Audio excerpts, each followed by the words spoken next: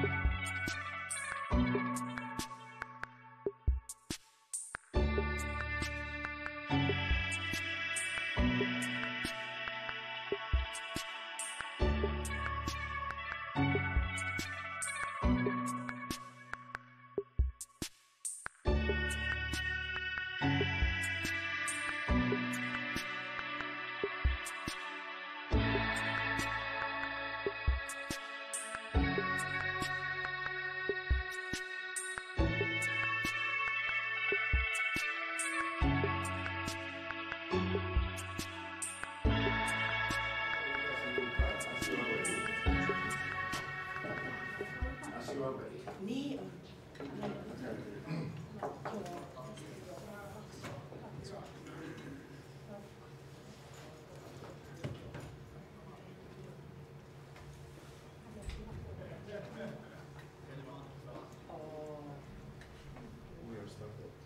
Sanoin mitään sen. Okay, that's 9 or... Eikö 90 se alkoi? Yeah, I thought so. Ah, sorry. Bit I was a bit early. No, Yeah, I no. think the coffee was 9. okay. Yeah. Sorry. Over there. Yeah, okay. We were ready for coffee. Yeah. Okay. Tämän päivän puheen first. But I managed to keep quite calm because I was thinking. Jos tulee mieleen.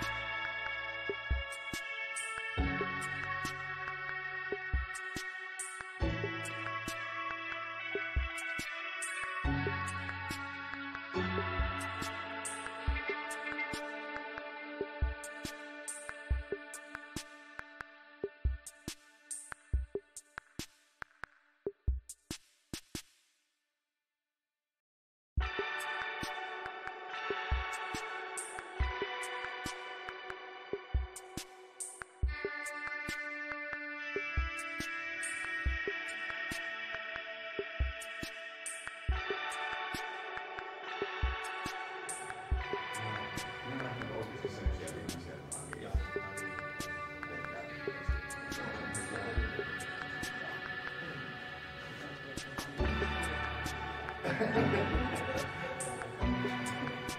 that.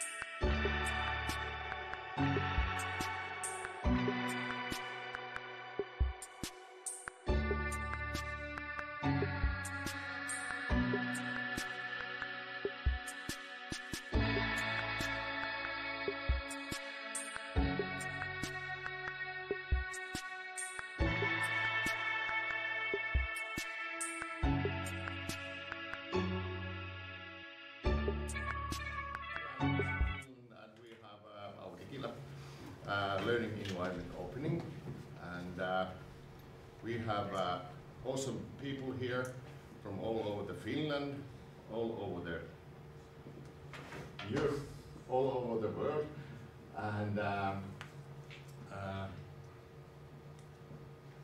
maybe you could say some welcoming words from Okay. yes.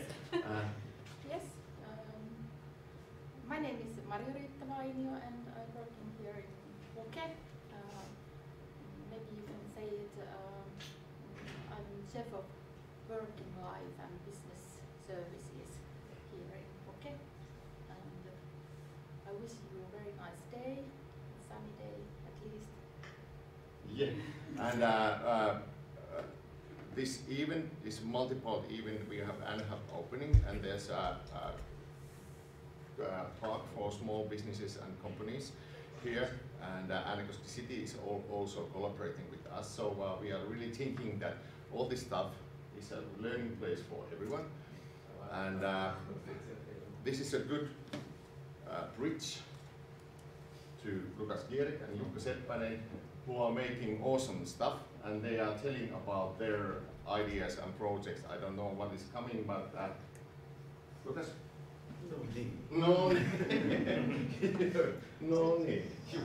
Hello, my name is Łukasz Gierek. I'm from Poland, from Radom Technical School, and I will tell you something about my project, about what we do in Poland, and it be like an introduction to my mentor, to Jukka, because he's much more better than me in all the things that you see here. But I use simple tools for my students to implement the project, which will be like something like maquette of my city, about most famous building, and about mixed of ICT, history, and something like that. But for the first, I would like to tell you something about my country and my school. I'm living in Poland. We are 38 million citizens, and I live in the Radom. It's a city close to Warsaw, 100 kilometers to south direction. In Radom we have 230 citizens, and we are a Microsoft Showcase school. I'm from Radom Technical School. In our school it's approximately 1,200 students. It's a high school, so the age of the students is from 16 till 20. We have almost 120 teachers, and all of the students have 7 professions. For example, it's ICT technician, it's mechanic, mechatronic, electric, energetic, and sportsman. And I have some idea to mix some things, to make something new, and to connect many subjects. And once upon a time I used my whiteboard and try to type some goals, or try to understand what we should do to cooperate and to do something new. What was the goals? The first one is like do something useful for community, and second one was cooperate between subjects. For example, ICT teachers, history teachers, or geography, for example, or someone who are good in movies and have passion to do that. I want to connect those people to do something fun for all the community. And I would like to involve students for that, my students, and I want to extend this project to other schools. That's my other idea for that. And to manage this over the content, I wanted to try or to find a solution, which was Microsoft Teams, to get everyone in there and to give them some tasks and something like that. But the most important thing is to use free tools, because of money, because of all the things that we in Poland want to have, but we don't have it because of some kind of funds problems or I want to show you example what I want to do in other countries, or we are some example of for another teachers, for another schools, how to use free tools and how to do the have some project and share the knowledge to not only in Poland and to all of the world. We do that in my school. I forget to mention that we do something like that, like conference for teachers. Each year since 2004, as I remember, we do the conference for teachers. And last time, Janina and Pek and Kari Honkonen from Helsinki went there, and it's like a place where the companies and the teachers can learn from each other. And we have there many lectures for participant, and anyone can ask anyone for everything. So it's like a place for teaching and place for to do the community. The project need to be flexible, so I want to implement new things, and in the future, for example, VR sets or augmented reality for that. And the most important thing is make it happen, and the last one, have fun with that, and let your students have fun with that. What kind of tools we use? We use, as I mentioned before, only the free tools. For example, to project management, it was like Microsoft Teams, and for designing, we divided for two tools. For the first one, for beginners, like Tinkercad, you can involve your students from ground school or from primary schools. It's no problem. It's so easy. I will show you how it works, and the models. You can do the complicated models in that tool, but if you want to do something else, you can take the next level. For example, Solid Edge or Blender, all of the tools for 3D designing. And during and after print, we use 3D Bear for that, because you need to long time for printing. For example, any of the models will, that kind of model can be printed at 20 hours, 24, 48. But in those times you can do something else. For example, use QR code, use VR tools, or use AR tools. The best one, it's like a 3D Bear, where you can put your models on the desk and try to compare your, for example, cathedral from Radom to Hagia Sophia. It's, or any building in Keski or in Finland. It's no problem. We can talk about that, and we can put two objects in the classroom, in this place, or in the hall, in the corridor, outside. It doesn't matter. The tools are flexible and so cool. And the second one is like using the same model with the merge cube. This is a cube who have, in this cube you have some kind of triggers like QR codes, and I will show you how to put it the 3D model in here, and to have my cathedral from my city in this kind. And I was thinking about extend this project to other things, like in the future I would like to do use the virtual reality sets for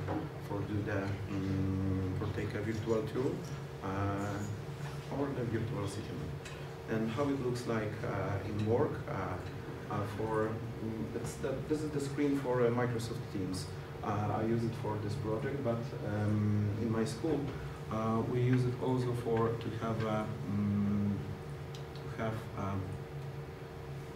to take a lesson in there, because all of our curriculum is. Oh, sorry, just a second.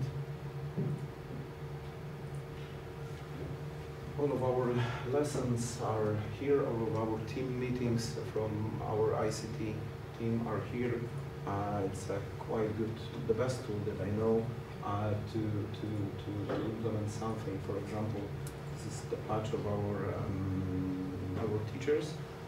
if we do the conference, we have own channel conference where we have one node for that, and we have like some kind of discussion. And right now you see my curriculum or my friend's curriculum, where we collect everyone, every other student, and we made every lesson plan here. So right now, as you see, I don't need to have a whiteboard. I can take the notes. For example, as you see, this is like handwriting. We use the tablets for that. For example, I can give you a tablet and you can write something on this board without smartboard. That's it was the main goal for or the most important thing that I want to have because of to getting task for them to be a part of this project, to do the project. And the next one was this is my printed models. One of them is a cathedral, and this is a reconstruction of our castle in our city. And as I told you before, we try to do something more. So in the future, we want to take use the VR tools for do something more and to increase the things. If you want to stay in touch with me, this is my contact details. But I will show you now how it works in real life. So I close this window and I will show you how it looks like and how the tool it's happened. This is the program where we try to do some models. For example, this is the cathedral, and right now I can do something more. For example, put the bricks, extend the size of the brick, put another one, or do the hole inside, and it's like an easy tool for teachers and easy tool to understand and to do something fun with students. And I learn my students, which is like a high school teachers of that, and I learn Polish teachers for how to use it, and they implement this tool in the ground school. So it's really, really simple and really cool tool. And if you want to switch, we can switch to the Lego bricks, that model, or to the Minecraft model. It's just we need to type for this button and choose this button. And after that, I have the same model in Minecraft bricks, and I can print this Minecraft things, and I can switch to Lego. Isn't Lego the same model? So that's how it looks like in this tool. It's, as I meant, it's really, really simple, but the most important thing is in our smartphones and in those tools. I will connect with my smartphone and I will show you how it looks in, for example, FreeDever.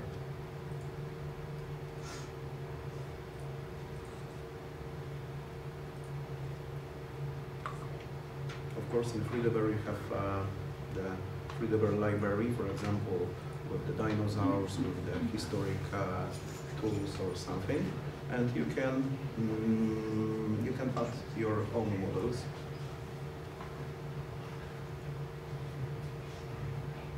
Let's do that. This is my model.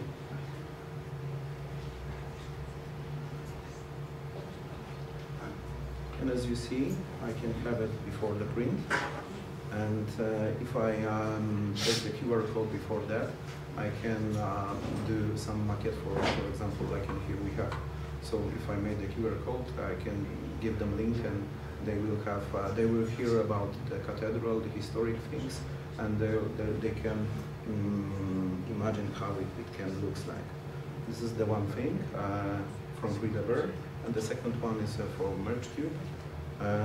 The same model, I can use the AR for that. For example, I have object viewer tool from MergeCube.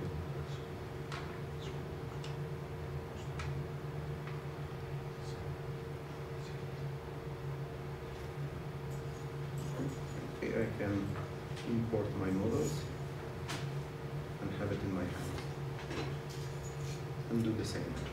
Of course, you can import in that cube with that tool any of the models that you have. For example, a few minutes ago we import that model, Moon City, which was made by Yuka. And here we go. The same model I can move, and the next level of this project will be to record some sounds, some historical stories about the displays, and to take some videos and put it in the augmented reality or to the virtuality as a virtual tool. Thank you so much for that. I hope that it was interesting for you.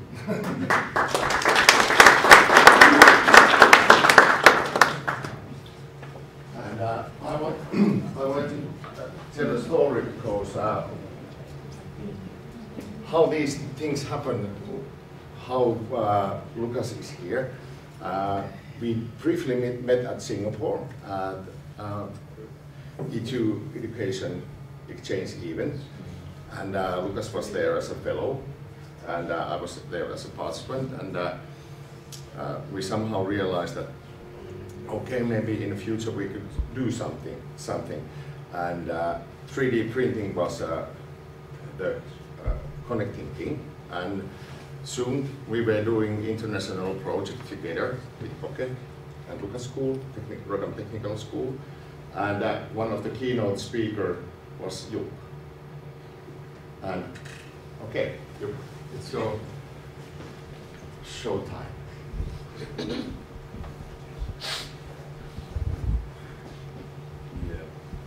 Hi, so my name is Jukka Seppänen, and I'm mostly an expert on 3D printing, but this is what I do on my free time, so it's more a personal thing, and for work I also use 3D printing, but mostly I've been working with VR and AR and tech like that.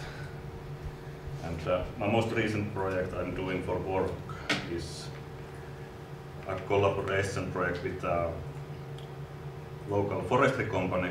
This is a product they are already manufacturing, but they wanted like a marketing material for it that they can give to their customers basically. And this model can be used to demonstrate how it works. And the key here is that this is printed from a flexible material inside. This is also possible to do. So these parts flex inside it. This is a part of a forestry harvester head. So basically this is the part that grips the wood block. And because it's flexible, you can see that it keeps in a bit, so the wood block is not damaged as much. And this is a patented product, and they wanted, well, this was my idea to print it from the flexible, and I told them about that, and they got so excited that they wanted ask me if I can make 100 of them. So that's what I've been doing lately. Whole day yesterday with 3 printers, I've been printing small ones, and they want 100 of these. And they are going to France, to Nisa, in next month, to a big exhibit where they are going to give them to the customers, basically. And also, part of this same project I've been doing, I have some videos of it, I think. Here. This is what I recorded with our green screen. This is the same product there in action. So you can also study it in VR and you can see how it works. Well, maybe not from this angle, but basically in VR you can just take this to any size you want. It can be as big as you want, and you can just put your head in and see how it works from very, very close distance. There's lots of other stuff in that project, but this is what I use 3D printing to. So it's possible to print from flexible materials like this. And combining these techniques, I can make products like this that actually is a miniature version of the same product. And Do you think that people can try that? yeah, of course. Good. Yeah. At the later, You can, but just be careful. It's not glued together yet, so you can touch them. But yeah, it doesn't matter. But don't be alarmed if it breaks. it's a feature at this point.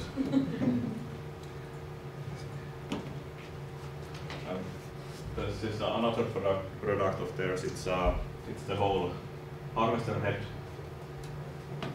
And in VR, I got the file from the company, so this is a collaboration in that regard. But I have not modeled this thing, but I have transferred this whole thing to my template that I've been working on.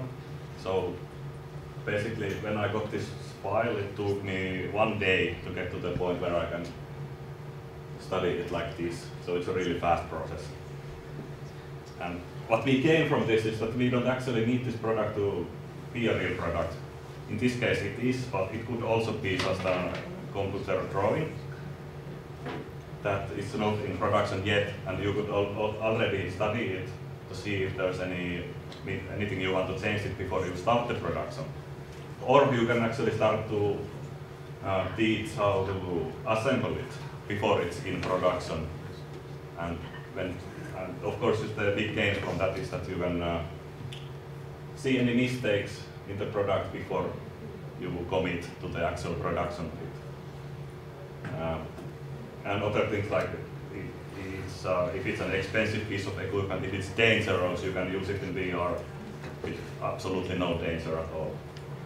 And it's also very, very cost effective. These tools are basically I don't want to say free, but they are free to use, but if you make it into a commercial product, you do have to pay a commission, but it's only after you are earning money from it. So for schools, it's a really good tool. It's called Unreal Engine, and it's meant for making games. If you don't know that name, you might know the game Fortnite, which is like one of the most popular games at the moment. And that's the same company who made that game with the same engine.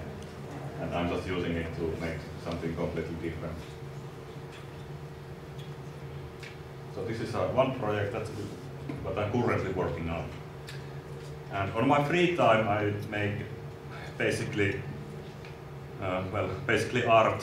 I didn't want to call it art myself, but when other people started calling it art, it kind of stuck, and I'm going with it.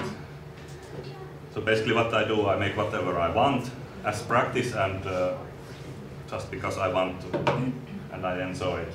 And why I do it is also because I can share it around the world. So basically, because these are just files on the computer, I can send them to people around the world, or I can share them, I can sell them, and people anywhere in the world can print them with their printers. So the Moon-City, oh yeah, that's one of my most popular models. It's like I don't know how many, 50,000 downloads, so there might be 50,000 of them around the world. Yeah, it can be there. Yeah. So, yeah. But sharing is the key, because when you make art for yourself, and it's on yourself, basically on yourself on display, only few people see it, but when it's on the internet, it's just insane how it can spread. People print it, people take pictures of it, then they share it forward, and other people will want it, and it's like chain reaction like that. And so it's really motivating to make more models, because other people enjoy them as well. From an education perspective, it's a really, well, some people say it's a useless item because it's just for display, but when you make something like this, you need to use so much skill with the modeling tools compared to making something like the gears, or the model I had here a moment ago, but it's somewhere there. But it's making something like this, it has taken me a couple of years to learn. So. Yeah. This is actually a historical model in that sense that it's covering Czech Republic. I modeled it based on photographs and I printed this as big as I dared to do. So like Lucas was doing historical landmarks, that's one use for modeling like this. Yeah, these models are relatively simple to make.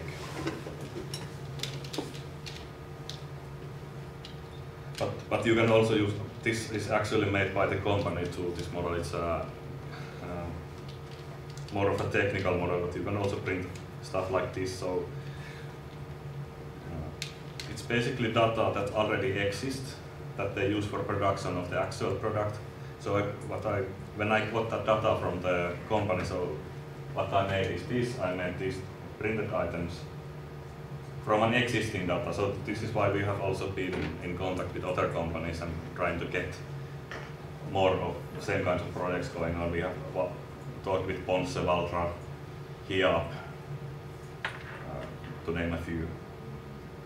But local small company was much easier to get the actual file from them.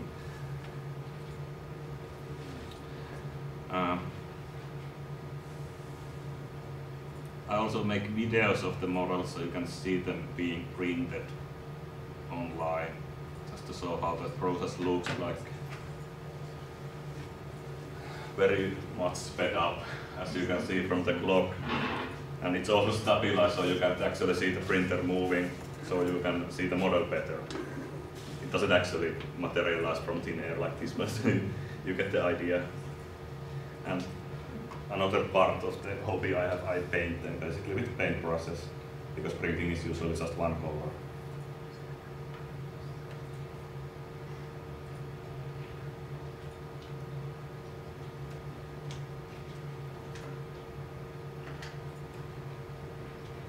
So most of these models are freely available online, so anyone can download and print them.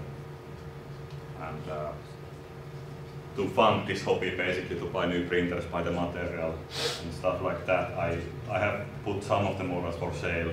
People pay like a couple of dollars and they can download it. For personal use, it doesn't mean that you can sell it forward. So that's why it's so cheap.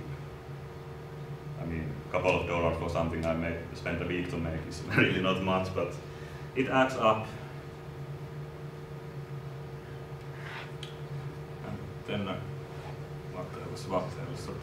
Lately I've been also in AR, like Lucas was talking about AR. This is what I have been using AR as.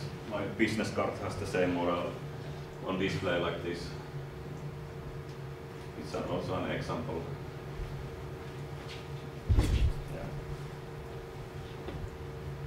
Yeah. You can see it in this lighting, but this actually has light inside. It's in the dark, it works as a lamp, but not in bright like this. Can show that too. So, as you see, I'm using all kinds of new technology to do my own thing with them.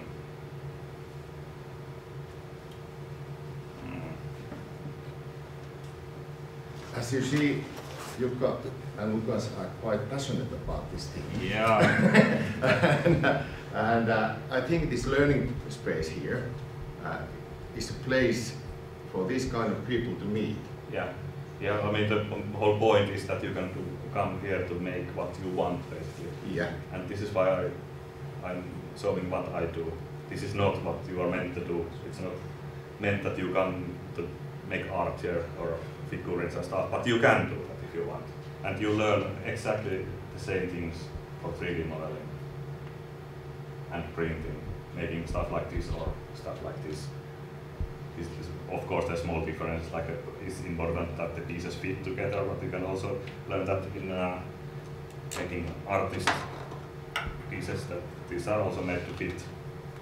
You have to take into account tolerances and in the design, and also designing for printing is it needs some special knowledge. Like when you make a model like this, you need to take into account the limitations of the technology, that you can print this in one go, that you don't have to have support structures underneath. So basically you are optimizing it for the printing. That's not mine. I want to just say just one thing that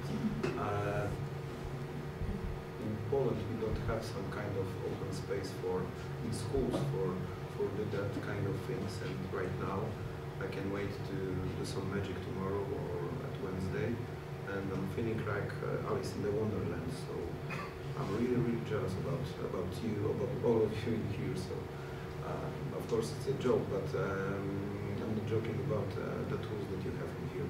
For the first time when we went here with Janina, Pekka, do some sightseeing tour, it was like, oh my goodness, after next door, oh. Yeah. Door. What you have behind, you were asking what you have behind the next door. Yeah, the main point here is that you can also have fun doing learning. You don't have to, you can do your own thing to learn these things, and then you can apply that knowledge to do things like this. And there's another AR example, it's actually scanning the object, and you can add information to have the print video and some text on it.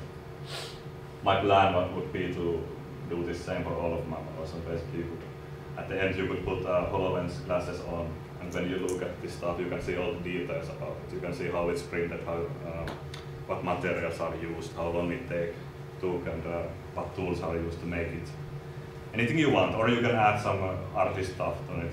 Like I was making a volcano to have smoke come out of it, or whatever you want. It's one of the beautiful things about this. It's only about your imagination when you start to make stuff like this. Yeah. I think to keep in the timetable, we thank Jukka and Lukas.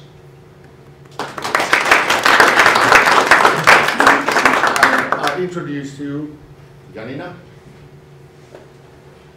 Sivakova from Ukraine, and Lukas and Janina are doing a demonstration how we can easily do international collaboration from here. We don't have to travel anywhere. These guys are really the best on this. And okay, do your magic.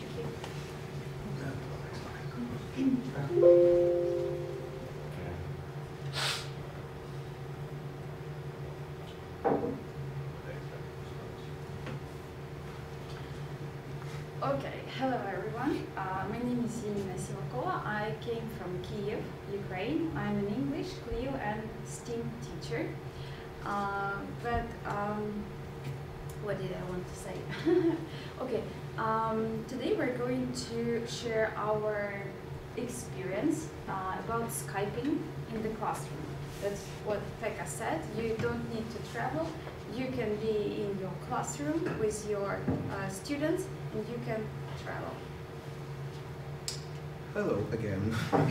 For those of you who don't know me yet, I'm Lukas from Poland, from Radom Technical School, and I'm not an English teacher. I'm teaching ICT, and I'm some kind of example how you can use your other skills to do something fun with your students, and how you can make a connection between subjects, for example, as English teachers and ICT teachers.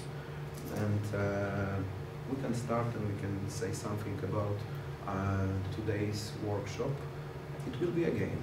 You will be our students.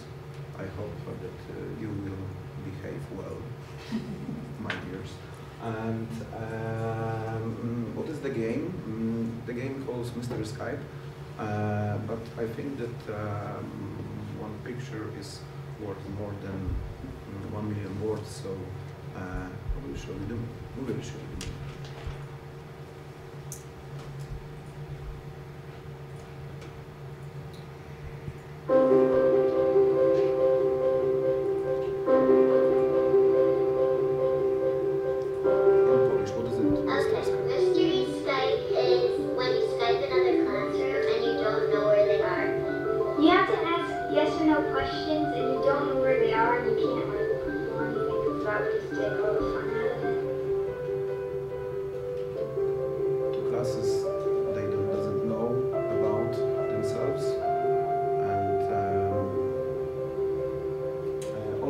only teachers know what country is on the other side. And today we will have a special guest on the other side of our screen. Will be our friend, and you need to ask a question. You need to ask her from which country. You need to guess from which country she is. But you need to choose only the questions that you can have an answer yes or no. So for example, you can ask her, does your country have access to sea? But you can ask her, what is the capital city of your country? Be tricky. And this is our lessons from my school. And if you, as you will see at one of the screens, that girl with her glass.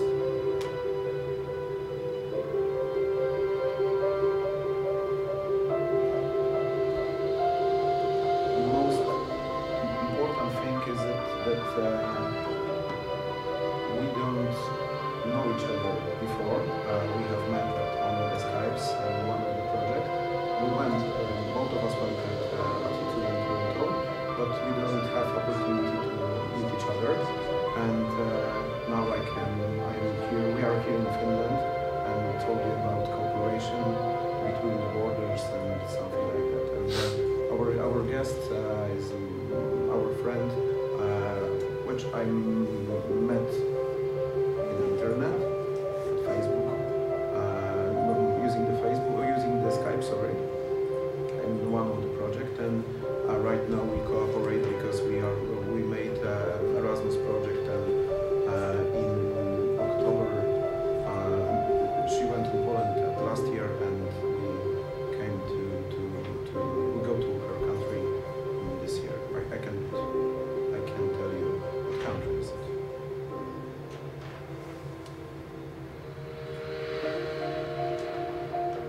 Okay, I meant that I have students from 16 till 20 years old.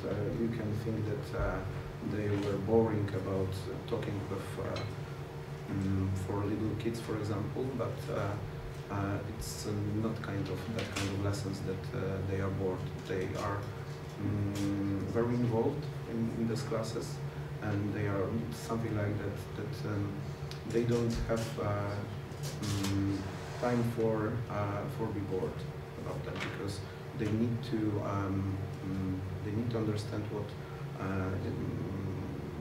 the information from the other participant. It's not always clear. They don't use English fluently, but let's have a start, I think.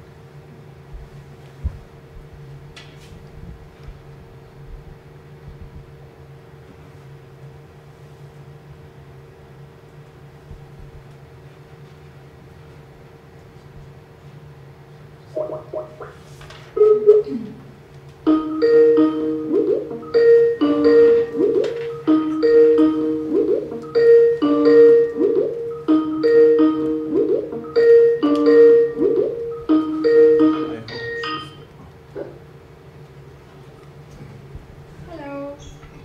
Hello. Hi, Janina. Hello, how are you? Morning. How are you? Hello. Hi, Pekka. This is our students. Hi. Hello, nice to meet you. Hi, Manuela. Hi, Pekka. Nice to see you. No, me. Come in.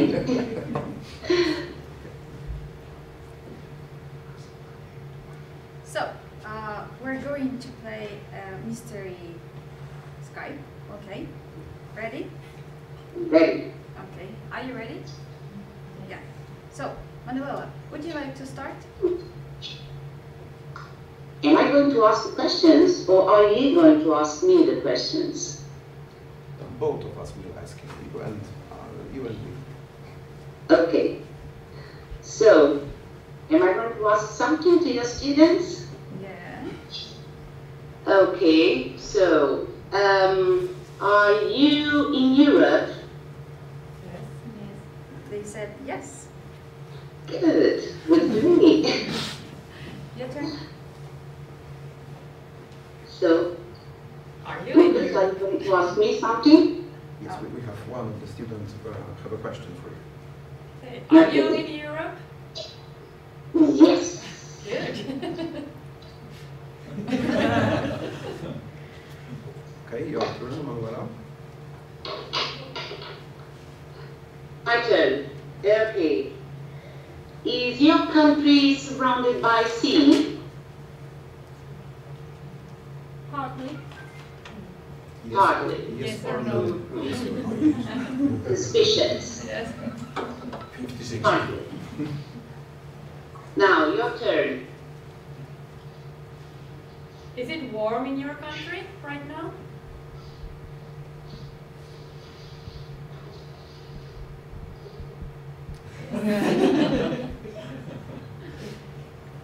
I think it was yes.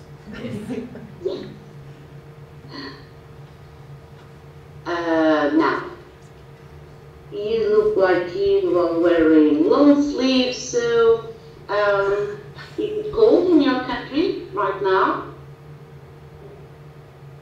Is it cold? Yes. Yes. Okay. Now your turn. Does your What? country have? Maybe I can try. Does your country have access to sea? Oh yes. A big smile on that. And we are known for our Nautic sports, like surf, like sailing, because we are surrounded by sea. Do you have Oh any my ideas God. from which They country? look scared. You can shoot from which country our friend is. Any suggestions? If you don't have, you need to choose the Google Maps and try to find the countries who have access to sea. Lucas, can I give them a clue? Yep. Okay, think about a country surrounded by sea, with warm weather all the time, and with nice people. Can only do one. Are you from Malta? From? Malta? No? I don't know if that's in Europe. It's close. In Europe. No, way near. Nowhere near. Is your country beside France? Beside, France. I can't understand. Beside France. It's close to France, close. You're getting warmer. You're getting warmer. You're on the good track. Can I ask you a question about your country? Yep. Yeah. Does it snow in your country? Yes. Do you have a red color on your flag? Red? Yeah. Yes. Yes, Perfect. we do. Country with red flag, near to the sea, near to the France. Do you like football in your country? Oh, yes. So do I. Not the most. You can't imagine, we are also famous for our football players. So what do you say? Spain. Imagine, nice people, good weather, surrounded by sea, with a good football player. Come on. Player, not players. Player. Okay, one is big. So, Any suggestions for that? any Are you from suggestions? Spain? Spain. Oh my God. You're always confusing me with a Spanish girl. I'm not Spanish. What about Portugal? No. But you know, What hablo about español. Portugal? Who said like Portugal? Raise your hand.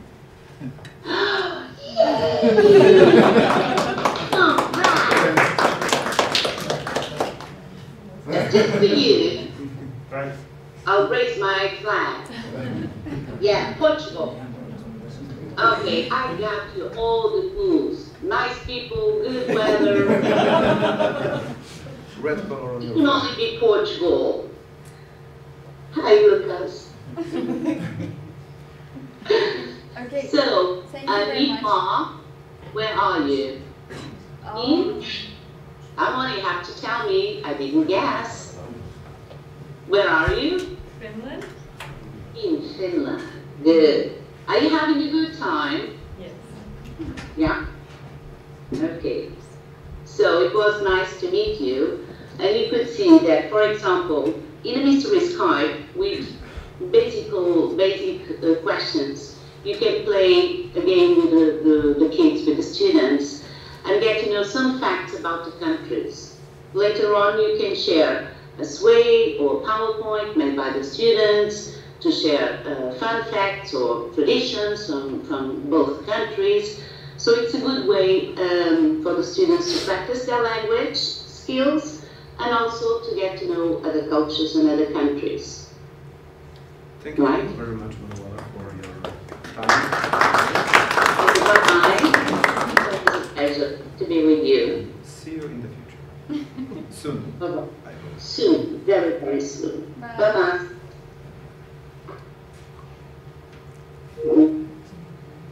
Okay, you were like real students because you were scared, and yeah. Okay, thank you. I would like to share some ideas, maybe my experience. How do I use Mystery Skype with my students? So, first of all, we use Mystery Skype because we are learning. Even playing this game, my students learn something new.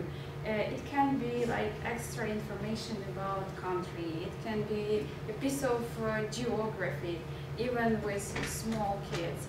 It can be practice of language and so on.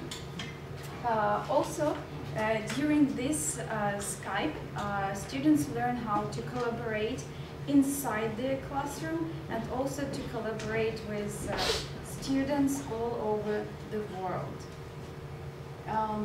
Happiness. I add this word because they like this game a lot, and when they,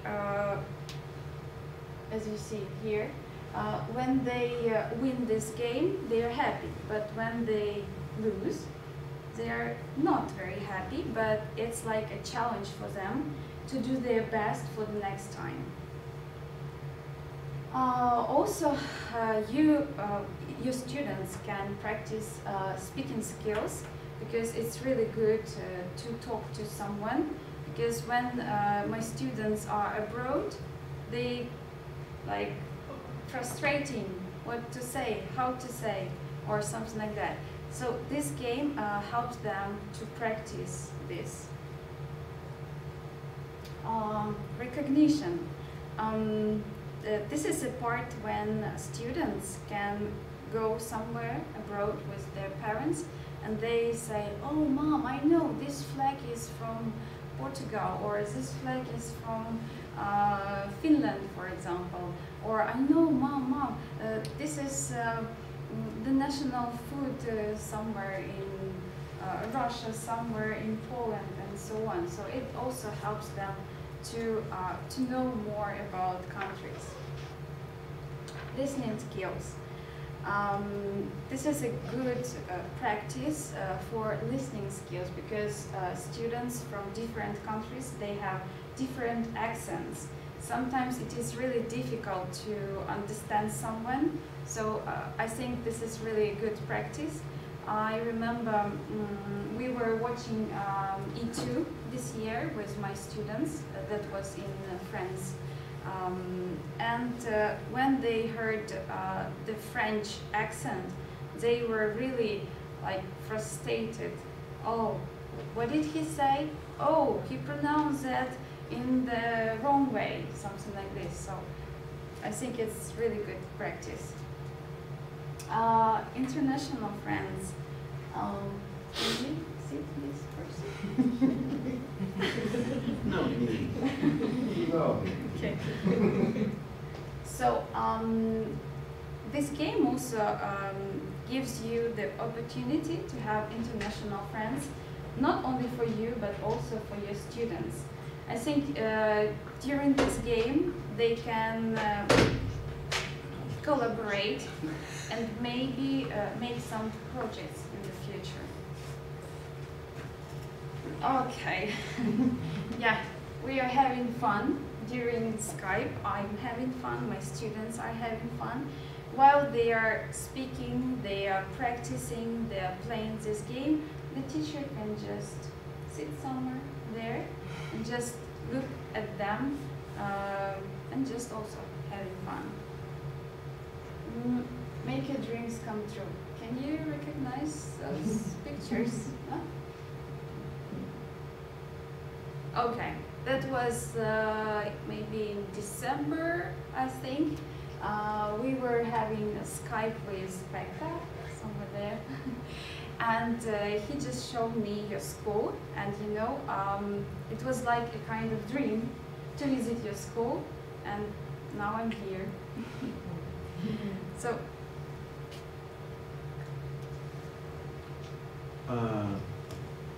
You know, for me, the playing Minister Skype is like opening the advent calendar. You don't know what I will find in the bottom of that.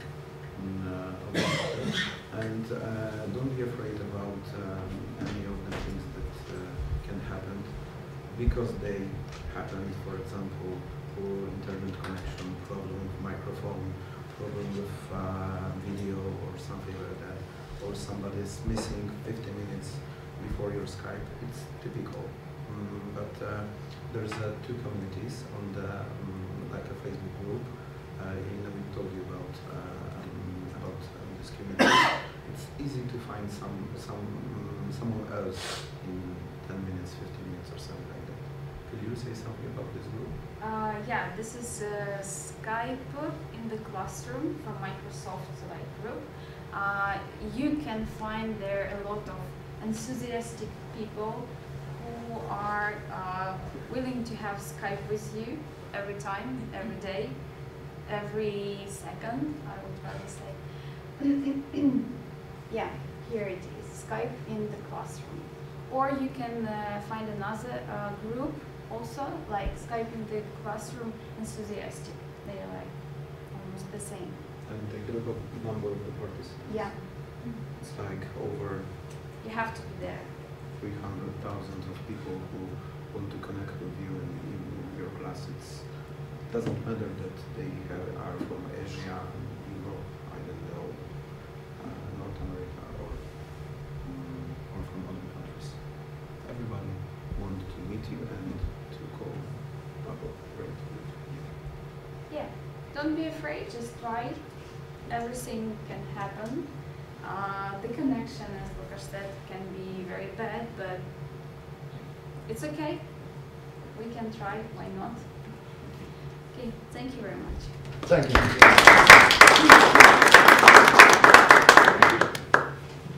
And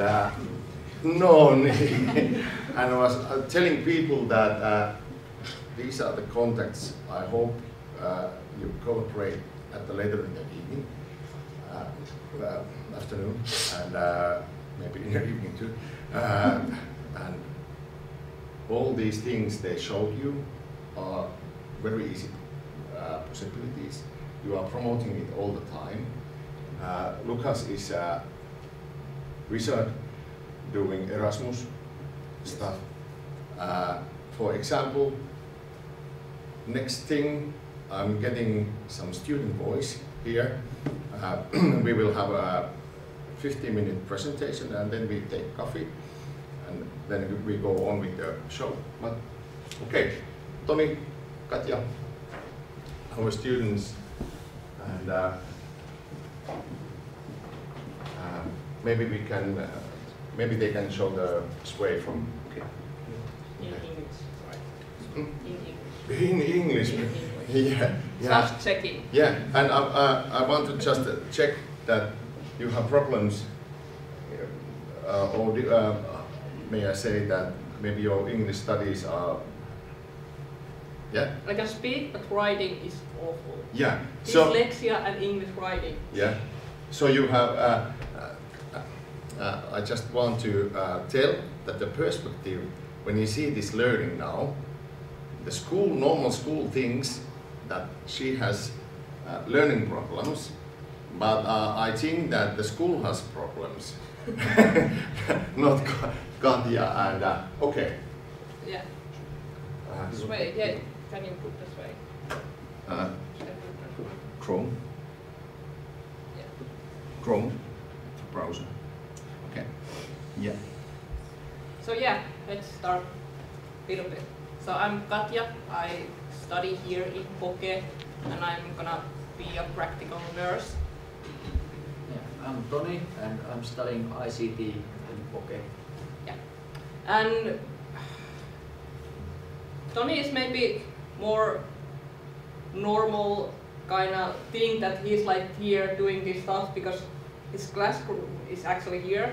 But I'm studying on the other campus in Poke, that is Opinahjo, that is like a couple kilometers on that way. So I know these people and I saw all the cool stuff that they can do. So I was like, I just want to be here. So I normally go school there, and after school I normally walk here and be like a couple extra hours here doing my own stuff.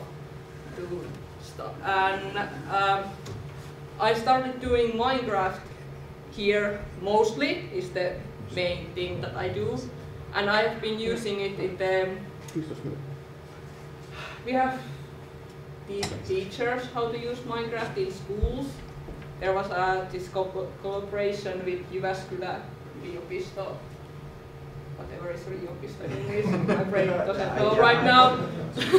But we're being teachers, and there is like this sway thing that we can show. We were using this with 5 and 6 graders. Yeah. Yeah. So it's like what's the English word? Kestävä kehitys. Sustainable development. Yeah. Yes, that's the word. So we were telling kids that like in future cities are gonna be more like people are gonna live in cities. So what kind of cities they would want there to be, and like go nuts. Like what kind of building there should be, or what kind of job there should be, or how you can like make like design your when you're gonna when you're gonna travel, what kind of options there should be. So that was the point. And one thing I was doing in my when there's like this, you go in the workplace and you study there to how you're gonna use your work. So I was using with 5-year-olds, and I was teaching them how to use Minecraft and how use like 2 hands, like basic thing, or like how use computer on a safe way. So that's kind of thing. And I was building this on Minecraft, and I printed here. So this is like how you can do 3D modeling in Minecraft and then print it out. So I'm using what kind of things. And a little bit VR, but there's like where Toni comes in. Yeah. Mainly doing the VR stuff in the Minecraft universe, we would say. And that's about it. Yeah. Yeah. It's like it's what she said. Yeah, like it's people and schools want more and more VR in the schools, but there is like some kind of programs that you can use VR in school, but it's like really, you can see it and in a half an hour it's like I have seen everything that I can see. But in Minecraft you can like actually build your own places and then go inside in VR, or you can build it inside the VR. So you can like create your own reality and use it that way. One thing I want to ask you that we've been discussing many times with you when you graduate or during the graduation, where do you get the money from? What? I do this or like? Can you get money from learning? Yeah. Yes, actually, yeah. Yeah. Like I started the youth company, nuorisoyritys. Yeah. It's like a program to last like 1 semester or like 1 year, and it's built to 9th graders, and then it's like a 2nd grade university. School, yeah. Yeah. And you can like learn how to run your own business, or like how could that actually work? What could I do and sell people? How could I do it? And I've done a couple of those kind of, there's like this father-child evening that Keski does on like, I think once a week or every other week or something like that. So fathers and their children, kind of young to 10-year-olds maybe somewhere, 5 to 10 maybe is the scale. And one of them was like game night. So they come here and I teach them how to play Minecraft with their kids. And it's like really good because I think it's should be more like how we play together this game than just go play there. It's kind of safe game, have fun. So how can we like teach the parents why this game is actually so good, and how to teach the kids that this is actually the appropriate game you to play and not the other kind that cannot be. In Digilab, when you are learning, when it's possible to start your own business, how long you were studying? I started this fall. This is like kind of end of my year, so it was like a couple of months that Pekka was like, this is gonna be a good idea. Yeah. Okay. So yeah, and it was like I knew that Pekka had done like this Keski Minecraft stuff. I have seen on the different kind of show stuff that they have like this big time, and there's like Poke stand, and I have seen Minecraft there. So that was one reason that I actually wanted to come study Poke. And when I learned that they want to teach, they were actually the kindergarten teachers how to use Minecraft, and I heard that there's possibility that they need one teacher more to like help Pekka to do that. And I think Pekka saw there that I actually understand Minecraft very well, yeah. And I can speak some Minecraft. good. Yeah, I can speak Minecraft. We have like different kind of knowledge on Minecraft, so I can like help Pekka on some parts. And actually, who are the peoples that have bought your knowledge?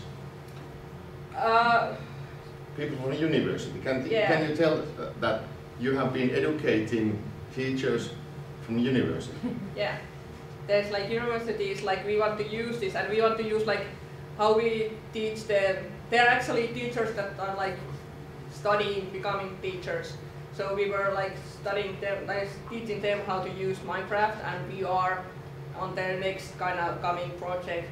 And we have seen like couple of those things that like I wasn't necessarily all the way there to help people, but I have seen couple of schools that actually have used Minecraft and VR, and it's so cool to actually see what they have used it for. And it's yeah.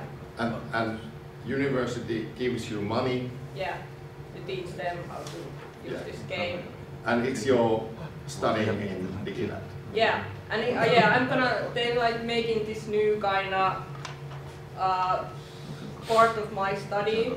It's like future digital skills. Yeah, and it's like because I want to use like digital skills and like everything like digital on my future work, like using it on like and people are in hospitals a long time or some kind of therapy form. I want to use technology on that or gaming on that, because gaming have like so many. You can use less drugs when you game more, because you're like using your time differently. You don't feel pain so much, so you can actually eat little bit less drugs, or you can use it physiotherapy way if you find the right games. So that's what I want to use, and this is like awesome opportunity to learn use VR or like different kinds of things. So yeah, it's so cool. Yeah, and we are talking about passion. Yeah. And if you think you are talking about your values, what you want to do, and this thing is not about technology. It's definitely about your passions You came here, okay, I want to do this, Yeah. and then we look, okay, these devices, these programs, I'm gonna get you money, possibilities, time, reasons, and that lady, Manuela Valentin, you are going to have workshops in Portugal. Yeah, that's supposed to happen now in a couple of weeks. And May 20th is supposed to when I fly there. Yeah. So yeah, we're gonna see what's gonna happen. So this is, everything you see, it's real. It's happening all the time. And the collaboration with all these people, so I really wanted to go on. I want to expand it. And these stories like you've been making, this is one semester.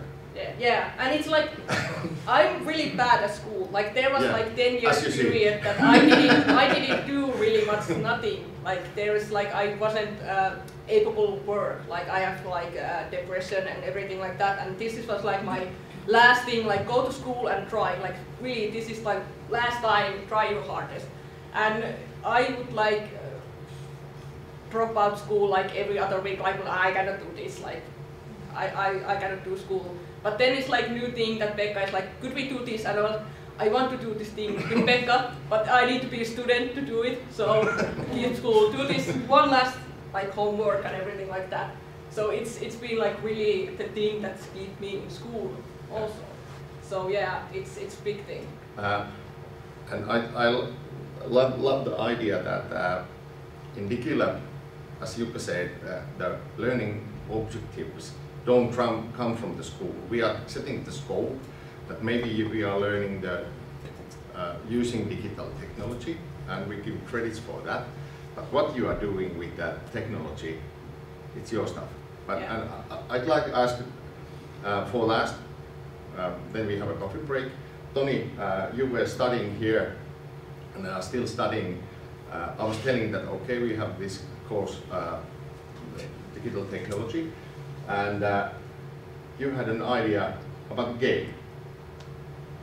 Yeah, we started making a ski jump game on VR as a project, and well, we almost finished it, but in someday we will finish the game, and we just started making it and have fun. And what functional? Yeah. What? I don't believe you. We'll be ready because I've been jumping there. Yeah, it needs a little bit of polishing. Yeah, polishing. Yeah. Most of the game does. Like most of the game that they actually sell, does. it's like work in progress. So it's still a game, but it's not. Yeah, but this is another story because it's your project. People are like, no, it's not good enough. I want it to be better, and I can do more, and I can expand, and I see the possibilities. We have no experience in. Yeah, we started using the Unreal Engine. We had no experience on it before, and we just started making game and learning at the same time because it seemed interesting, and yeah. Now you know something. Yeah, I know something about it now. Actually, we have the passion to do things with it and learn by ourselves. Can you tell about learning in Christmas vacation? You were doing Udemy courses or some? Yeah. I was doing. I bought some Udemy courses from the internet, and I started learning more about the Unreal Engine in my free time. And I hope I someday can release something good with the engine, so I can show the world something I made. Yeah. Okay, I think this is a good point to give applause to learners. We have 15-minute break. Take coffee, and then Sana, I, and Jari are going to tell how we implement this stuff in travels. And during this weekend, Lukas, Janina, and I've been doing Hidden Äänekoski tags all of the way, Äänekoski, and you may have seen the post that we have been making. And I think that learning, combining travels, learning, it can be making games, can be eating pancakes, it can be catching fish in Kapeenkoski, it can be fun, it can be international. And okay, let's say coffee, and after 15 minutes we continue.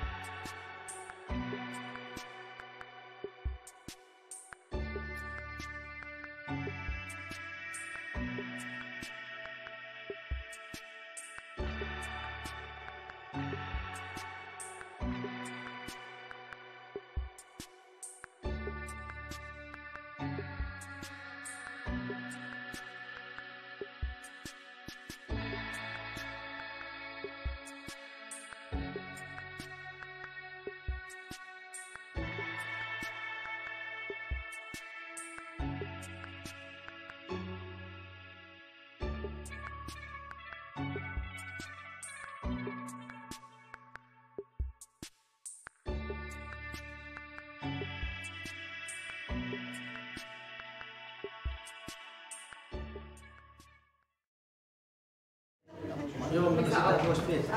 Joo, mä menen sieltä autolla, mä en Joo. Okei.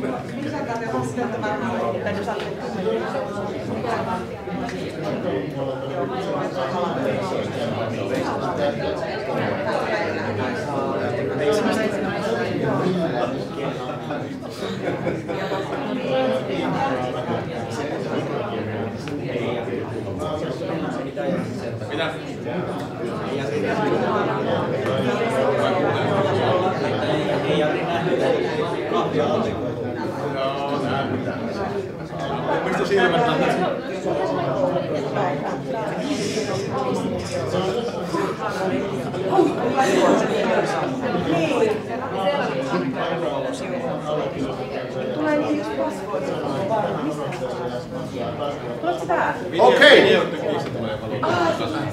Okay, let's start the show going on, and in our next presentation we are showing how different parts of the society can collaborate, and we think that Digilab and Digilab is a really excellent place to collaborate with City of Äänekoski, travel businesses. I'm going to show some companies that we are collaborating with, like companies like Tinglink, and Jari is telling how we can make these technical things to happen, and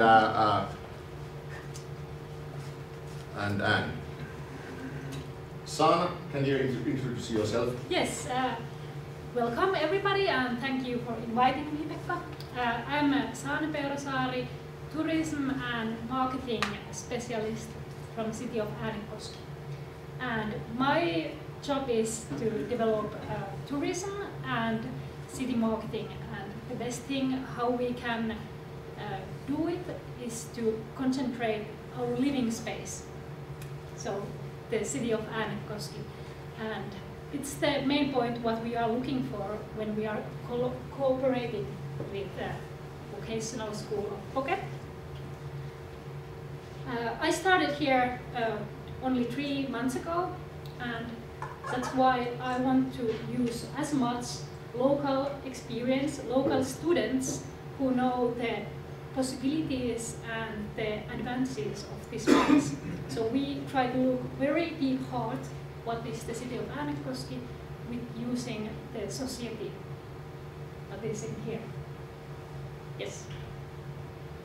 And if I tell you that many times during this year we have come here, Digilab, and we have discussed it, and there comes ideas, and can we do a mobile game for travelers?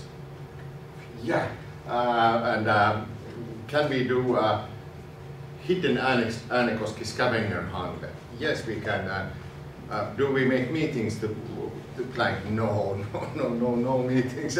We can just do them. And I was telling that, okay, we have international edu heroes coming to Äänekoski, like Janina and Lukas, and maybe when they come here, they can play that game already. Sanes, Pekka, I don't know, have idea what you are talking about. Yeah, let's do it. It's like called Ilma Baby in ice hockey, and we do.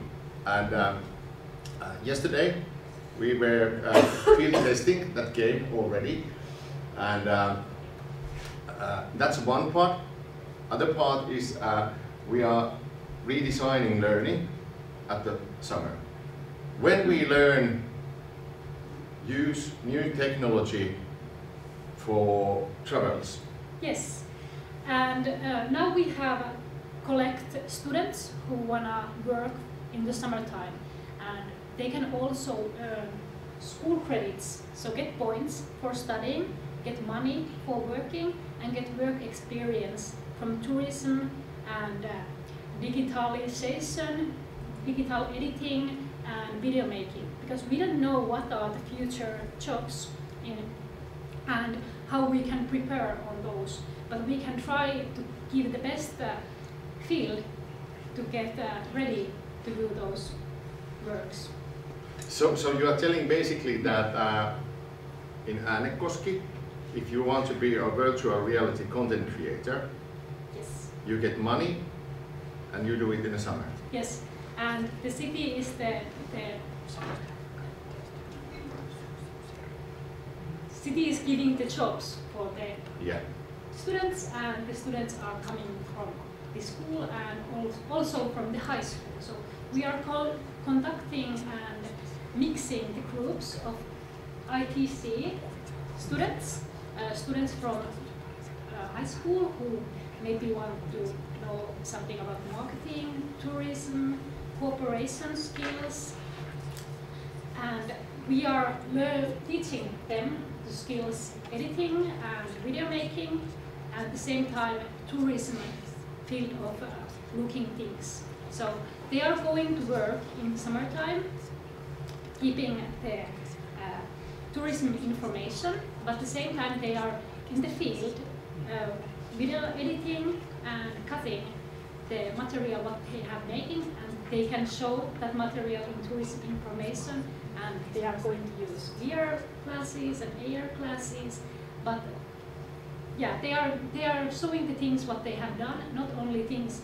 what somebody else have done to them. So they are producing and showing it at the same time. So it's something like, what could be the name for that English name? Or in Finnish? I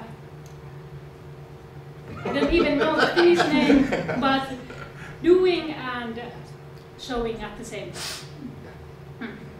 So everybody, we from the city point of view, we get really high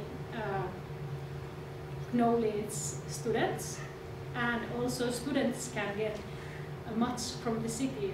They can say that they have been working for city, and the stuff what they have done have been used to marketing of the city. So your learning has a value. What you are bringing, it's not something that your teacher looks like tests. Okay, throw it away in a waste bin or something like that. But you are actually using in City of Äänekoski marketing. Yes. And other thing is what we are doing. As you are looking at, there's our hospital next to us. We are thinking that with this kind of images, you can make our patients more comfortable.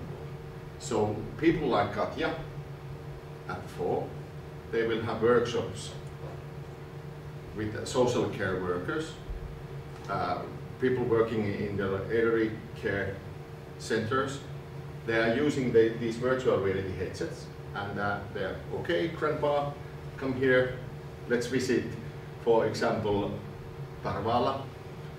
It can be fishing trip of Janina and Lucas. We can visit, actually I did some 360 video footage when Lucas was catching a fish in Kapeenkoski, and they can be there on the boat, and wow, she's such a hunter, and yes. No. And Sana was telling about what we want to show people.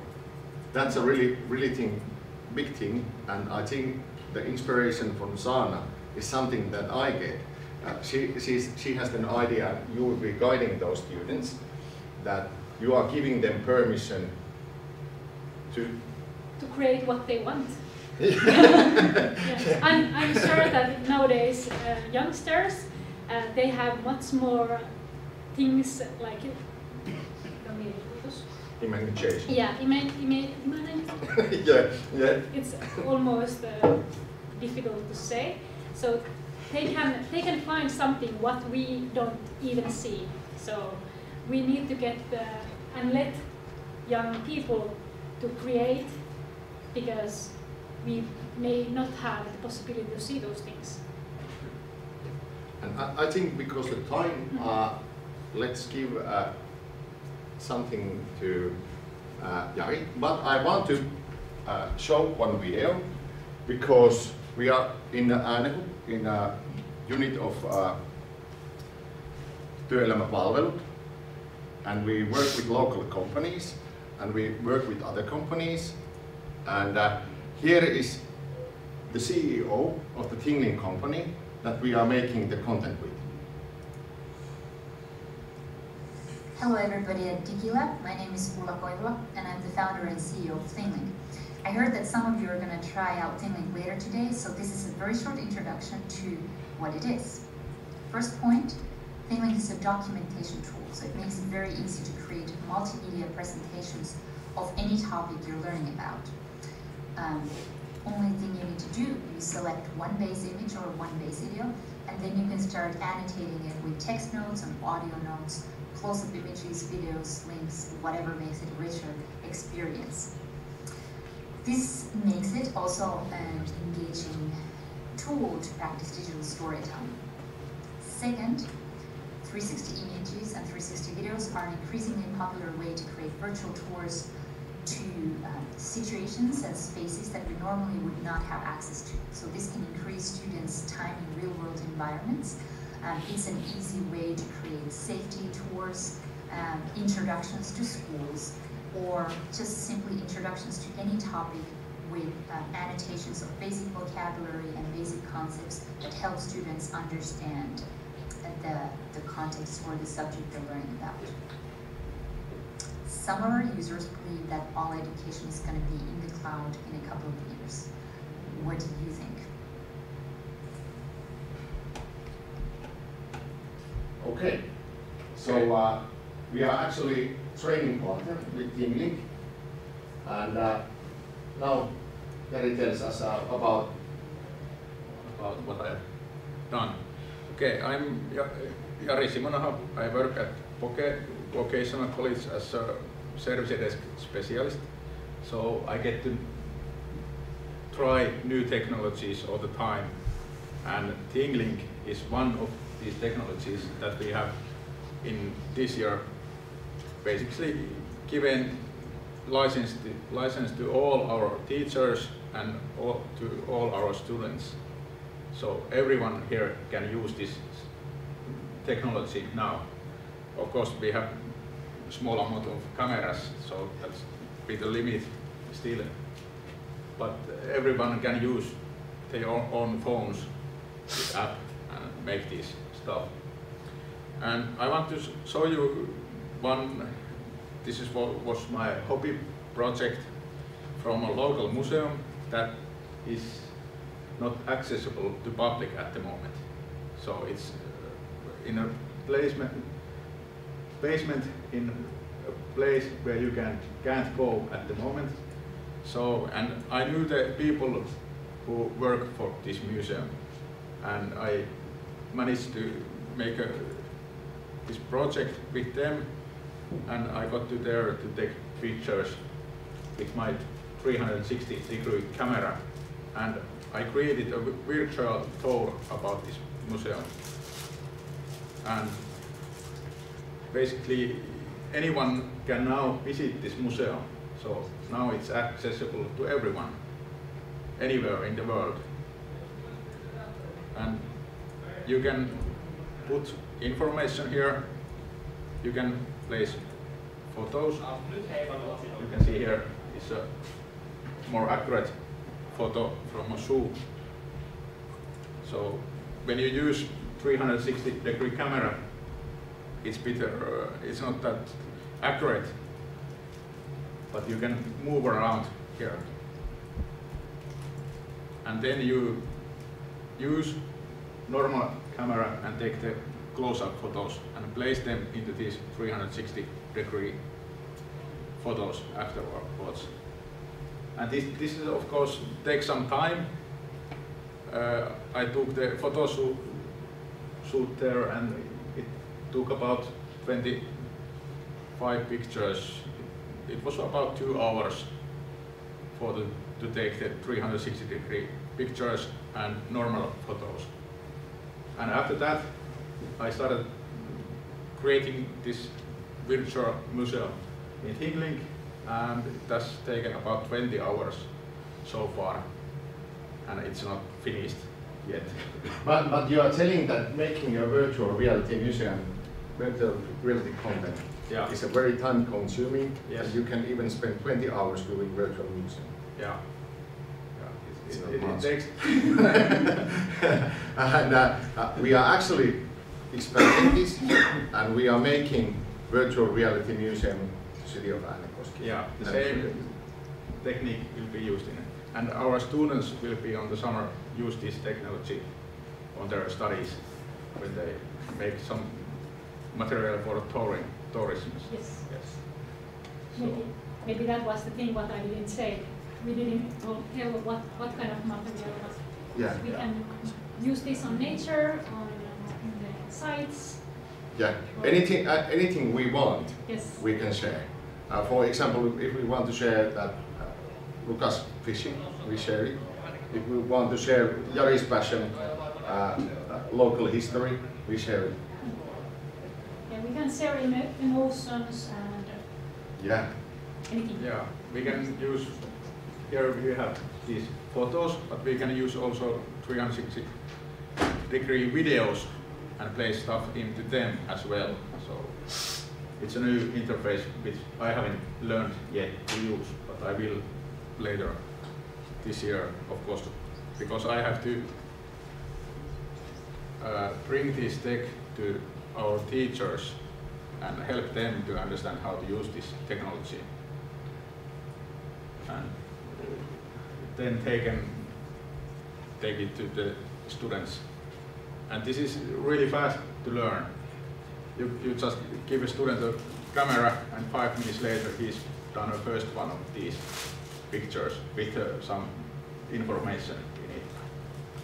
And it's in our school, it's also integrated into Microsoft Teams. So we have Microsoft Cloud Service working together with TeamLink system. So it's really easy to log into both systems, and students, their cloud service accounts work directly here in TeamLink now. So it's a really great system and easy to use. And we'll be given this address how to visit this museum. It's here. I can show a little bit what I mean. So here you can see there's an arrow, and you can move through the museum by clicking these arrows here.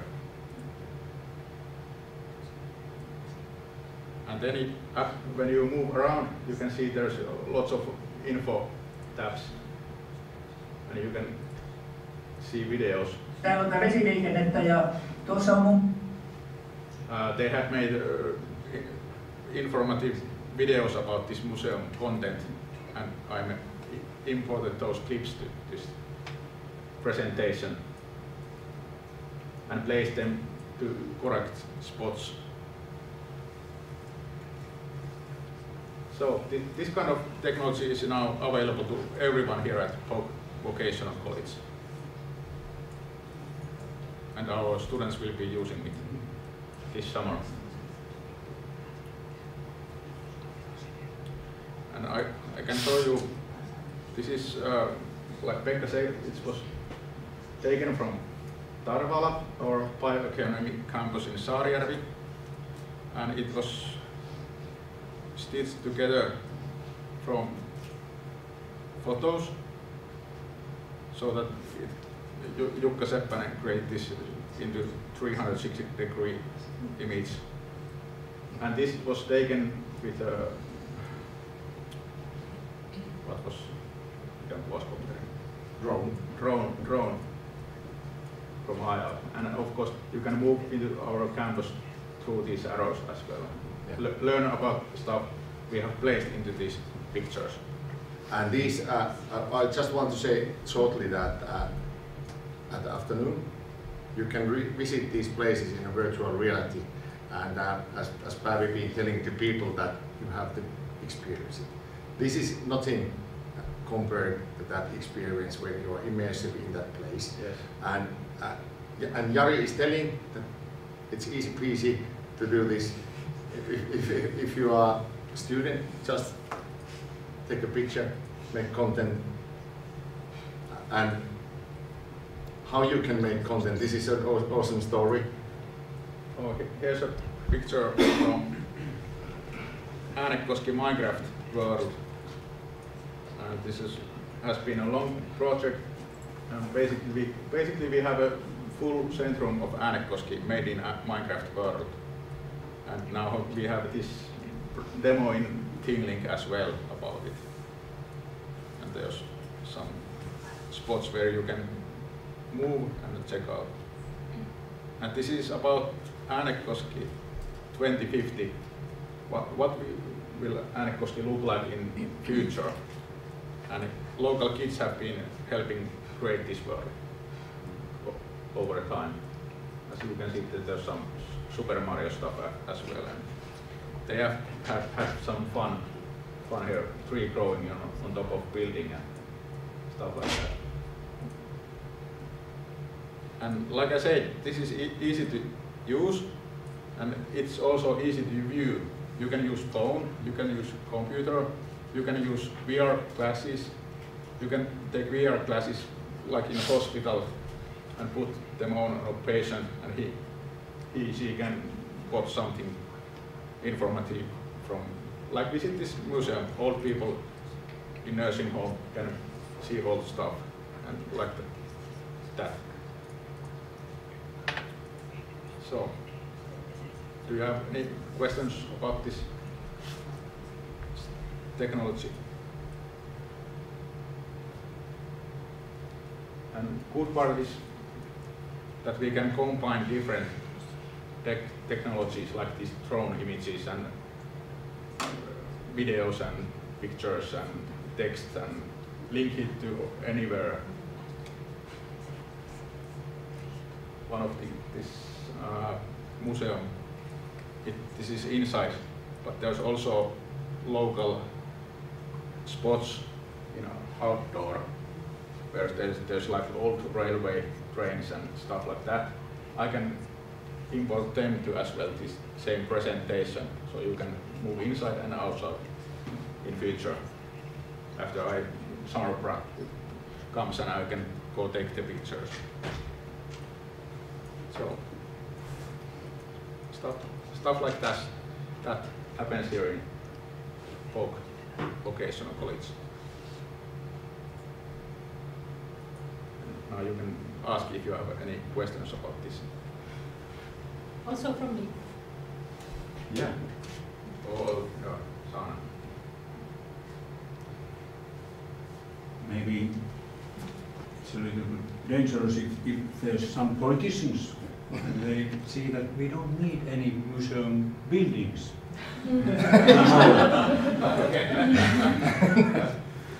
That was a bit of joke, but yeah, it doesn't take away to visit the real museum. Because we are, Pekka and we are two politicians, and we have a heavy discussion that where should we place these things. Yeah, this is moving to... Now they are on the ground floor somewhere. No one can see them. Yeah, but now they can. Yeah, and actually I give a speech to Mariana a little bit later, moments later, but this museum was a new thing for me, because I was talking to Mario, who was a local editor of the magazine, and I didn't know there's a museum in the basement of a school. And I think that, okay, if you have a museum, should people know about the museum? Should we hide our history in a basement? And that's why Jari's work is really good. I think everybody agrees with Hannu. Maybe we should show our history to people. Okay, Marianne. Yeah, that was actually quite a valid point, because I hear it quite often. Sorry, I'm Marianna from Microsoft. I'm so fascinated with my PowerPoint here. I forgot to introduce myself. Yeah, so that was actually quite a valid point. I hear that often talked also about schools, like that if we have virtual school, then we don't really need actual buildings or museums or libraries or whatever. But I would kind of turn this as a political strength now under the election. because there are lots of people who actually don't have access to the physical buildings. They have different handicaps or psychological issues or whatever. So I think we don't want to get rid of the actual buildings or places, but we want to expand the access for those who cannot. So I would more like look this into the accessibility point of view, so that more people can participate in the society and different functions if we allow virtual access. So it's not kind of black and white. I think we need both. I think when Sana did, we had this idea, and we were making this idea larger. We met here at the Digilab. Päivi, can you introduce yourself? Hey, I'm Päivi Hakkarainen. I'm working for Leader Viisari with youngsters about from 17 to 29 of age. And how they, my project is to make youngsters to feel, or ask them what makes them feel comfortable where they live and what they are cozy where they live in this northern part of this middle Finland. Youth voice. Youth voice, yeah, maybe that's the thing. Yeah. Main thing there. And what do you think about this Digilab? For example, learning in summer, could it be done elsewhere? Everywhere. I think this is the this is how you should do these things everywhere. How you should take these youngsters who knows everything about these digi things, and with combine with this old people who not talking about my brain, how we see the world. So I think there's a lot of possibilities to make these two worlds to make them together. How you think about in the northern and middle Finland about collaborating people like Janina and Lukas? Yeah, we talk about this nature and about what can we do together. So it's so great that you have this place to be here and this happening, so we can meet and make new friends and to make new things together. Yeah, so great. And, yeah, and I think that this is the place for expanding. And I was fascinated by the idea that we'd had a break here. Everybody's here was silent, no questions, and I heard a bubbling inside your heads. Instantly when you go there and you are showing your phones and your own projects and your ideas and sharing them, and that's learning. That's learning because you're giving your values, what inspires you, and this is not the place I'm giving your values. I'm giving that I know awesome people and let's make awesome things together. And that's a hard thing to be not interested, because instantly Hannu and Manuela, they were talking about football. Okay, you have great football players there, and you have your own values and interests, and travels, the nature. And yesterday when we were at Keski-Suomen, I was seeing through Janina's and Lukas' eyes our nature, and for me sometimes it feels okay. We don't have nothing here, but we have everything. Yeah, but nature, this is small. And when we come to here at our learning space, well, our school is far away and small, and we don't have nothing, but maybe we have inspiration, and it's never out of fashion anywhere. And I think that ICT person like Jari is telling, okay, I made a museum. Okay, is it normal that people say, and he's coming to present at our Digilab learning space opening. I made a museum. I get inspired by learning making virtual reality. You get inspired by making Minecraft stuff there, and you pick those ideals, and I think that next thing is that we expand our concept of learning to gaming. People tell us from the gaming that no. First thing, gaming is not learning, gaming is bad. Students or your children that are really excited, yeah, I'm gonna do awesome thing in Minecraft. Adults are, no, hold yourself.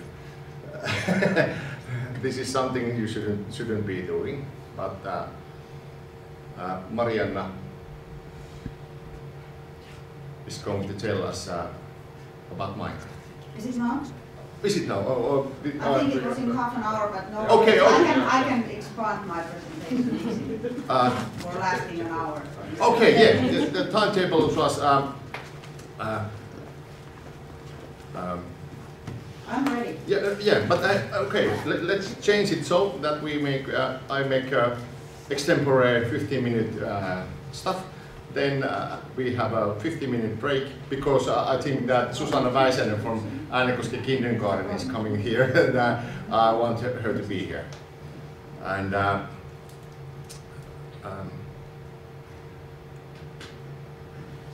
was thinking that I tell you a story about the scope of this tingling thing. And we teach this picture how different things expand to very strange proportions. I went to Betfair in London, and the Betfair is the biggest education technology event in Europe, and they have maybe 5 events all around the world, Asia and South America and stuff like that. 35,000 people go to London to see the exceptional things that they have developed in learning. This is this huge hall, and we've been discussing with Tingling, and actually Jari sent some material to Aleksi and Ulla. Yeah, they have asked some material. Yeah. I also sent some links about stuff we had made in projects in previous years. Yeah. I was going to at the big hall, and the center Microsoft stand that we are cooperating really much. We are actually Microsoft Showcase School. Janina, Lucas, and I. Jari, we are Microsoft Innovative Educator experts. There at the stand of our important partner, our other partner is showcasing something to their customers. And Ulla was like, Pekka, come here and see what we are doing. And wait a little moment, there's an important guy, very important customer looking at our things. And it was Niles from Microsoft, and they were actually presenting this thing. So I go to London, and people are looking our school, our work, getting inspired. I'm like, wow. I pay the hotels and tickets and everything, and take my time to see that our work has a value. And actually this picture is made by Jukka with the drone, and it's expanded there, and other people have been making material and collaborating, and sometimes it's hard to see from the near. When I told our colleagues that, okay, I was in London, at the most valued place, and people are looking our work there and selling actually the Tingling with our content. They went, no, we can do it better. That can be true. They can make it better, but I think many times we are good enough. Many times we just have to trust ourselves, many times we just have to meet other people, like, and tell these stories to them to realize that, okay, you have made something important. And when we were talking about special education here after that one presentation, okay, we realized that the small things are important. What we can achieve with these, it's not like bit and bytes and software licenses and well, anything like that. But when you realize that with this picture, the beautiful nature, and the artistic eye of Jukka, when he chose this moment to take this picture and use it technical skills, people find something ideals like those people's all of us presenting here. He was able to sell their product better. And I think that because we need money to live, we need to collaborate with our companies, with our societies, with our students. And I think everyone, I really mean everyone in our community can be a creator of a content.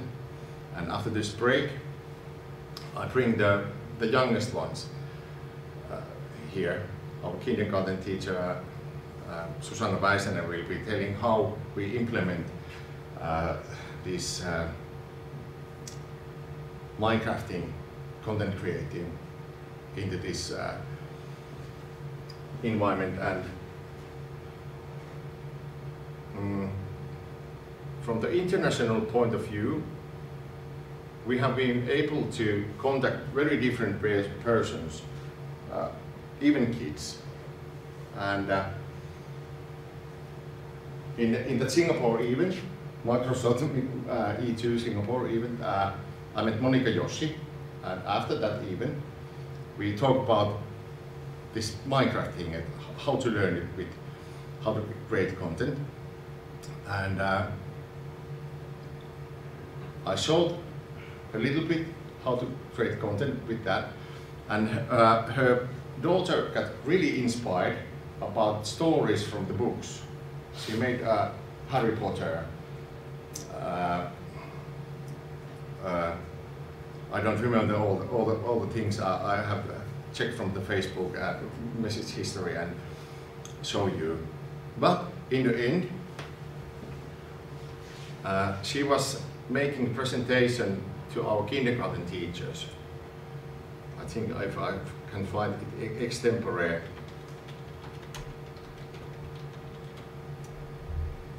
No, I don't find it. But her inspiration, she was an 11-year-old girl, I think at the moment. She was educating our kindergarten teachers. Girl from India. And I think it's a very odd thing that sometimes you're interested about books. She was reading a history book about Egypt. Then she was telling about the ancient Egypt in foreign language, the foreign people. And in the end, we found us making music video to one of our songs. I'm inspired by music. And as end result, Monika and Namia got so good in Minecraft that UNESCO gave them a prize. And about innovative use of technology. And all the time that Namia was doing, she was having fun. I will show you later the movie, and her eyes are shining and stuff like that. And I think we take a 20-minute break now and take the Minecraft in. And yeah, thank you.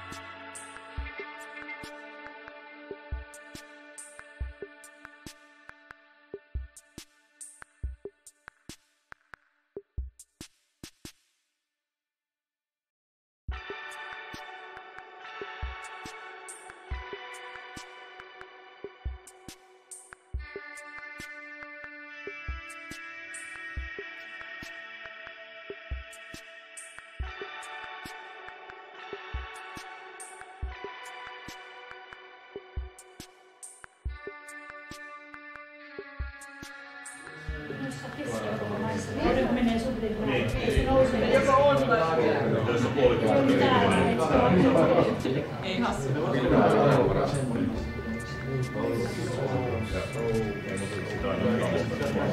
Minä joudun lähtemään. Joo.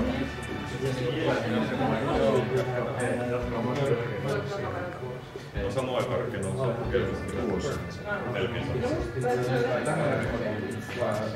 So fun that you talk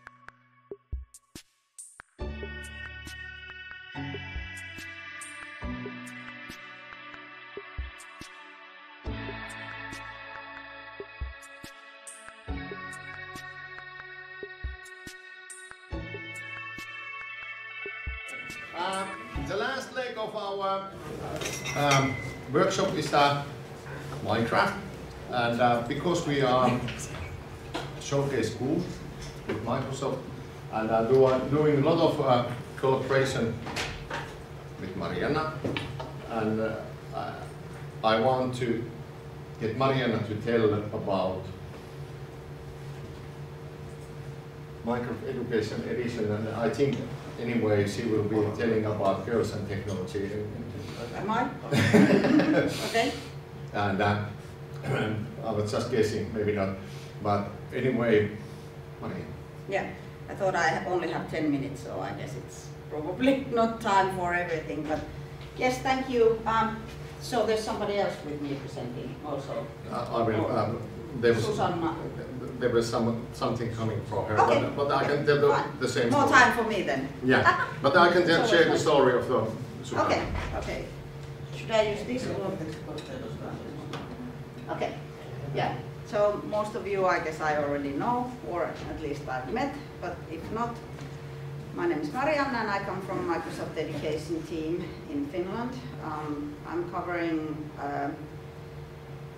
well, all the education stages from the pre-education to universities and high schools in the whole country, which is kind of nice that there's a possibility to do lots of different things.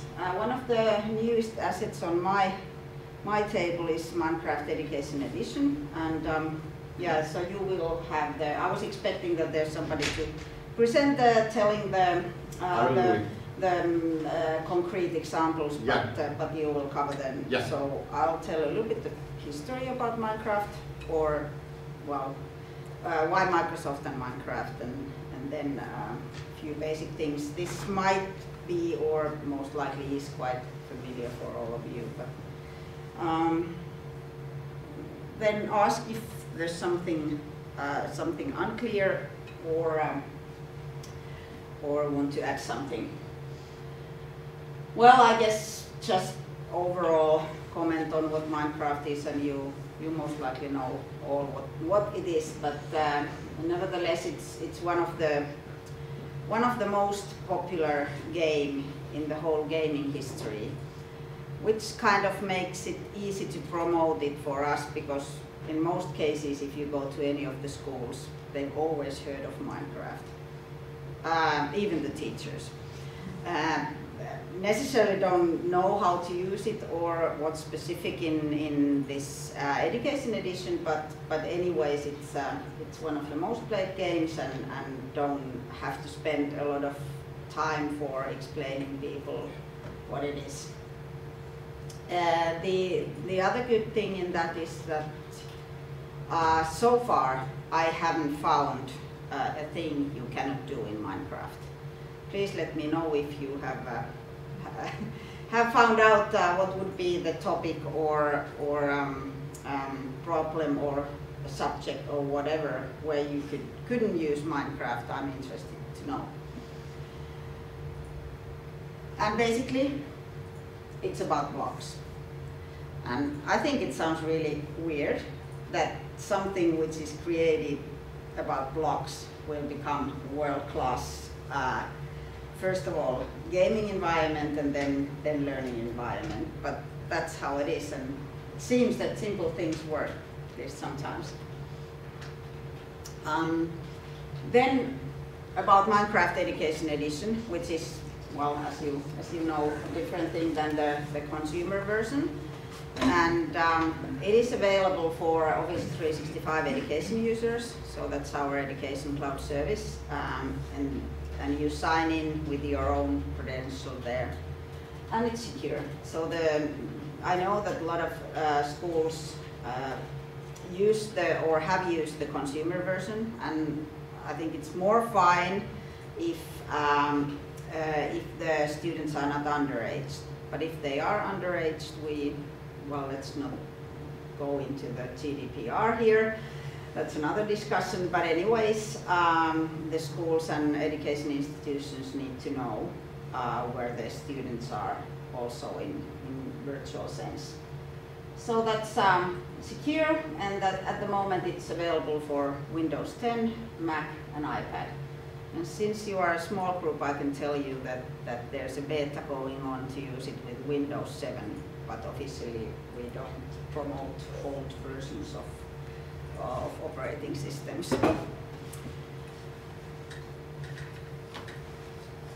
Yes, so a little bit about the Minecraft history.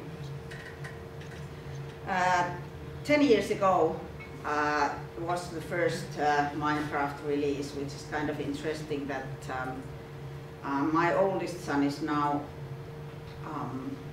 18 and the second one is 17, and I remember them starting to play this about 10 years ago, so it was kind of new then, and already then it was really popular. But at that time it was mostly for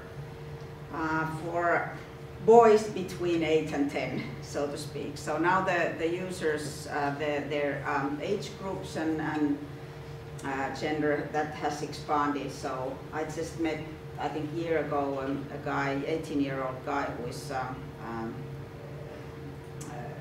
making videos of Minecraft and how he's playing, and he was all about Minecraft, very excited. So it's not about the age or gender anymore. Then 2011, Minecraft EDU, which is a collaboration of Finnish, American, Californian company. That time, Teacher Gaming, you might know the company. They created Minecraft EDU and sold the licenses until I think 2014 when Microsoft acquired Mojang and started to also develop the education edition on top of the consumer Minecraft. And then Hour of Code and well, I suppose you maybe checked that there are several Hour of Code activities for Minecraft as well. And 2016 the Minecraft Education Edition was published. And 2 years ago Code Builder, and now it's sort of developing very quickly, getting a lot of new tools and features all the time.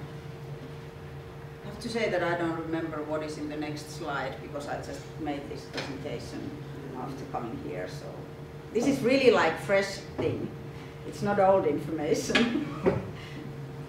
So some numbers about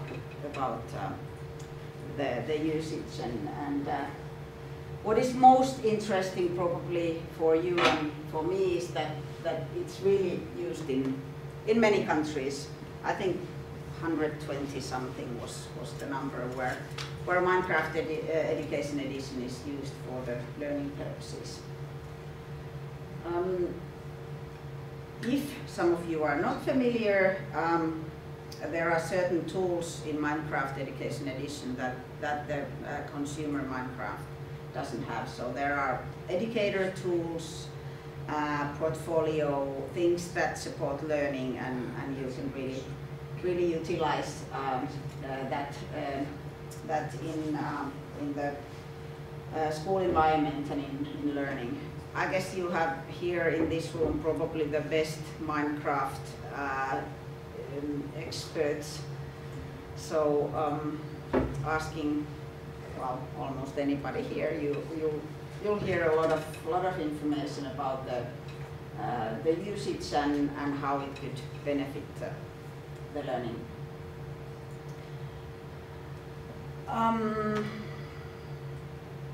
Then this is mainly if you are not sort of excited about gaming in education and you don't believe what would be the role in there, but I guess there's nobody like that in this room.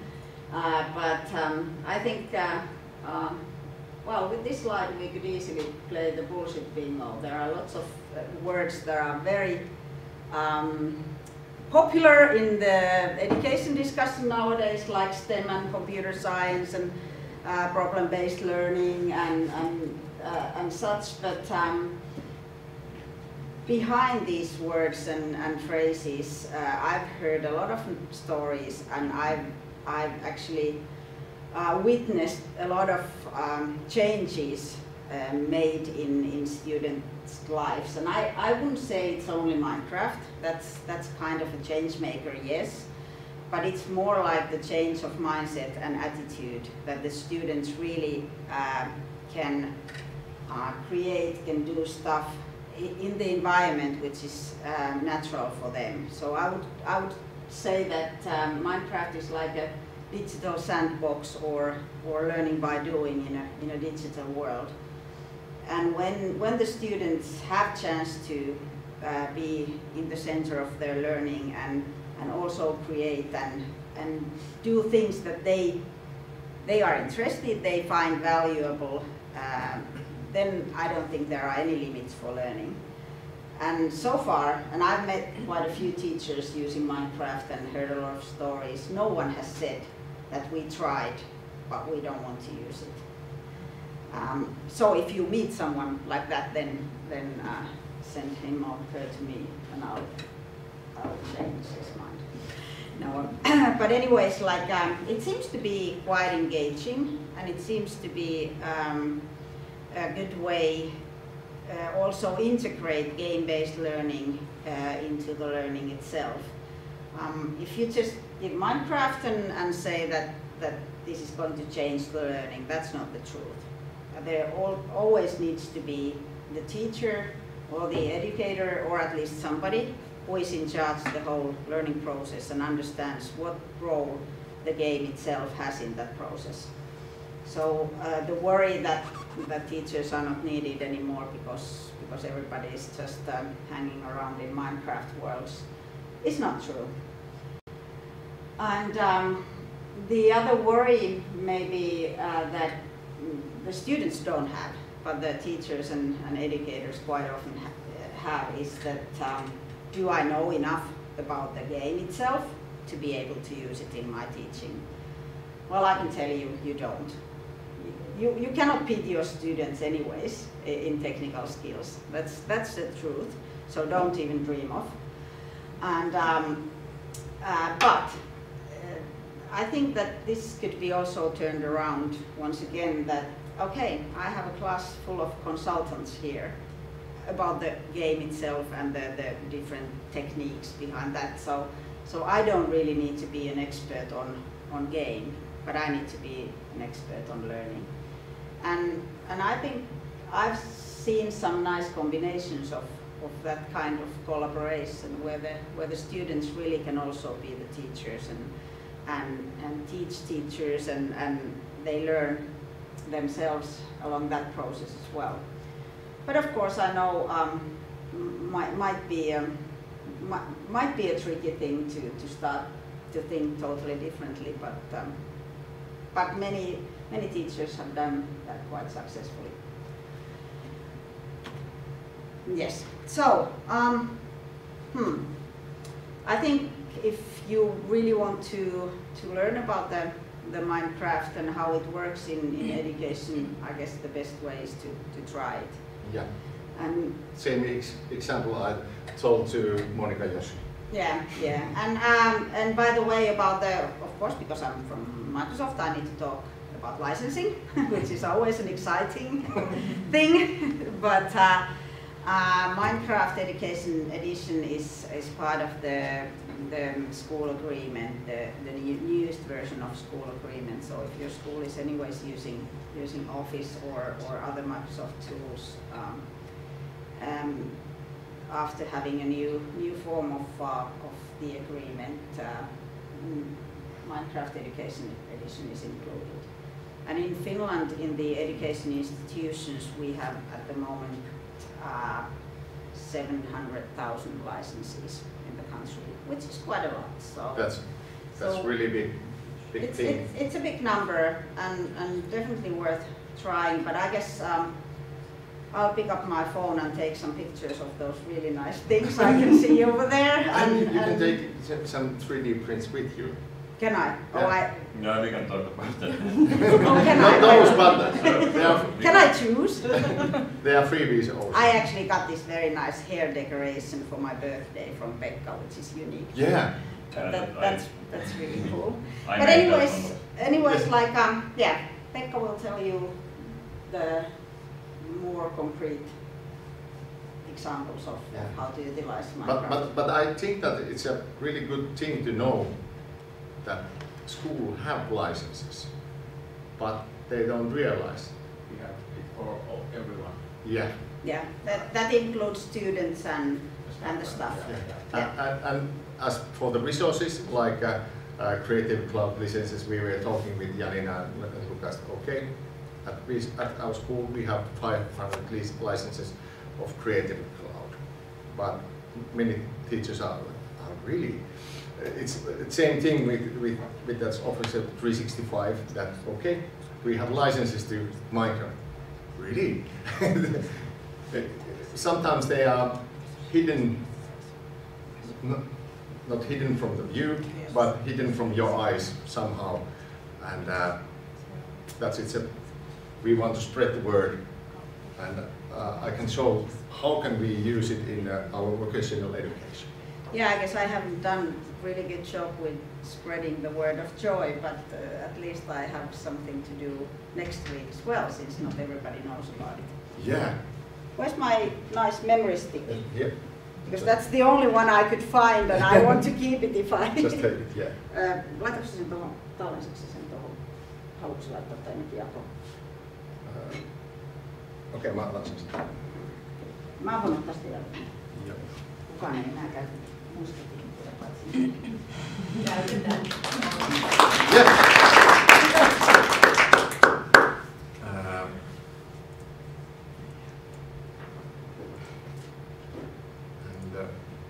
For the last choice, I'll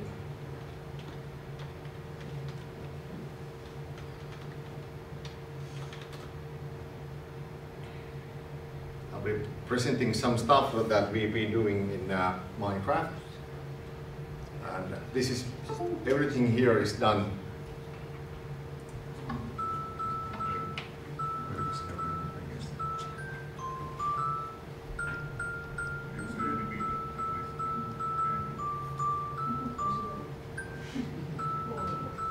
And many times when I saw this video that, okay, you can make living with that kind of music, that, okay, you can make a program that plays Twinkle, Twinkle, Little Star. And we were making a workshop in Jyväskylä University Music Campus with this, and the director of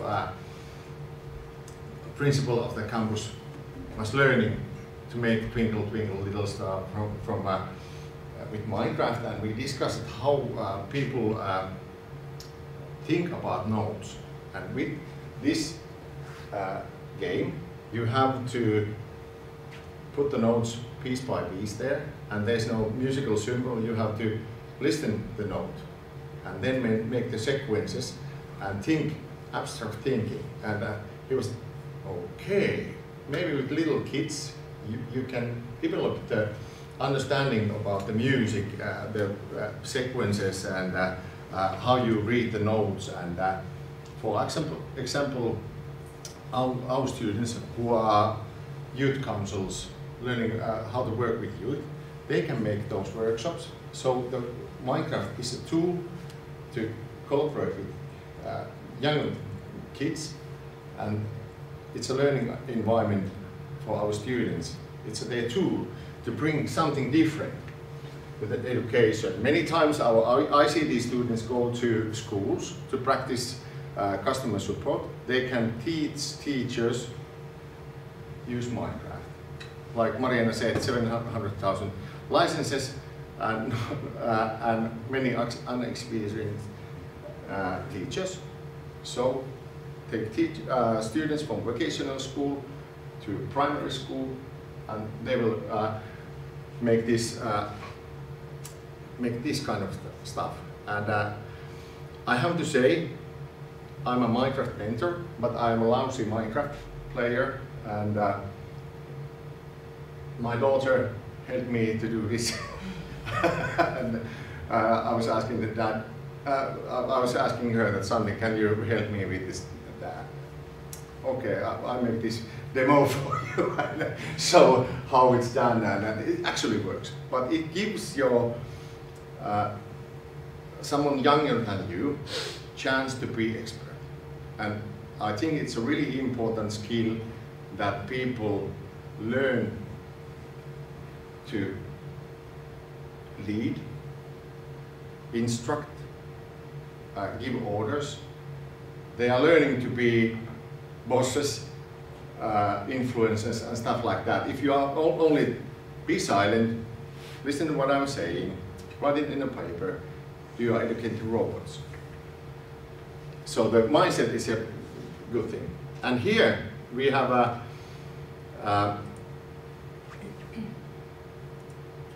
okay, there's no at this moment there's no music, but this is the music video we made with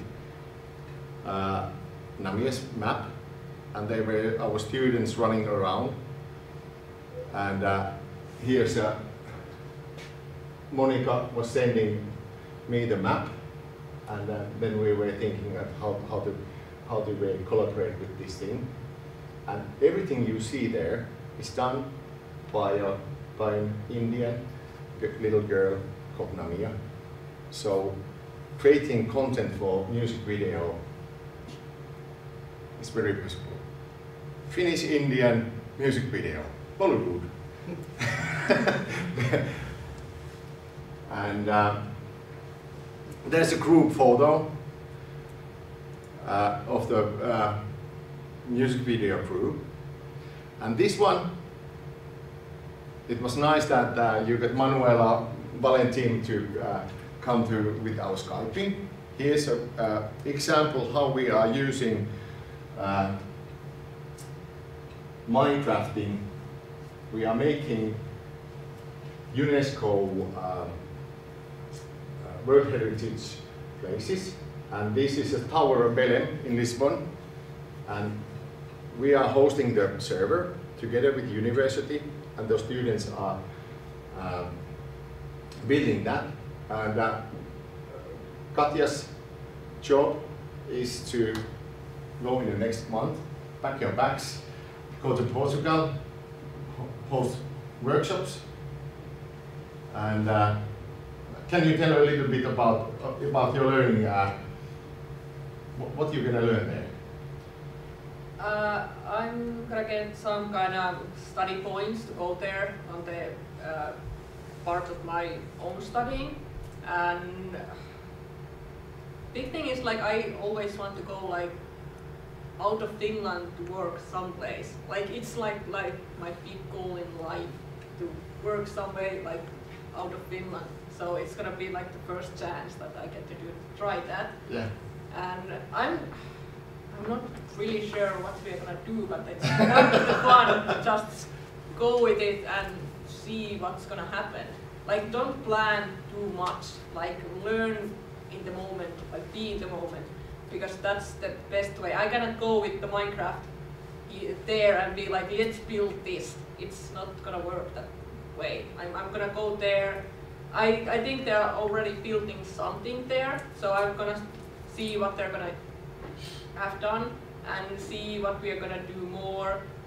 And there's gonna be some kind of 360 pictures taken and maybe build something. Yeah, I forgot that, yeah. But I'm not totally sure. Like, yeah, it's a little bit on haste what we are gonna do, but like, we are gonna do something. Because now I remember I was telling Manuela about thinking that stuff. Yeah. And maybe Katja could take a camera and visit the city and take pictures. And can you imagine if people go to different country, do they take pictures? Maybe I could take a couple of pictures. Katja was like, yeah, for sure. So they are gonna put you somewhere, like I did with Janina and Lucas, and maybe you catch a fish too. Maybe not. And we surely don't know what's going to happen, but it's going to be good. Yeah. It's going to be fun. It's going to be learning. Yeah. And yeah, it's awesome that it's like, I was, because the Erasmus thing, I heard that Poke is doing that, and I was like really wanting to go, but then I was like looking at my school schedule, and like I need to do these things, like I don't have time to maybe do it, and I'm really bad, like I have ADD, so planning ahead is not really a strong suit of mine. But when they heard that they have like still money that they need to use because it's gonna end in the summer, like just a couple of months, and Pekka was like, where could I put some student of mine? Like, where is the place? And he kind of found the place, and he was like, go there. If you say so, I'm gonna go there. Like, you're like planning everything, the hard parts for me, so I'm just gonna go. So yeah, it was probably that there's gonna be a couple more students to go, but it's looking like I'm the only one that is going. But yeah, then it's gonna maybe next semester we get teachers, students, maybe a little bit longer time now. Really, yeah. we're gonna all be there. Yeah. Lucas and Janina, maybe we meet at the Lisbon. Jari for sure. And next time we are doing the same thing. Everyone from Muurame. And I think that these ideas are really expanded, possible to expand, and because we have funding for the Erasmus thing, we never know what we get with that. And one thing that is interesting is coding with Minecraft. And I saw this for there's a video how we can okay, I've got a higher resolution.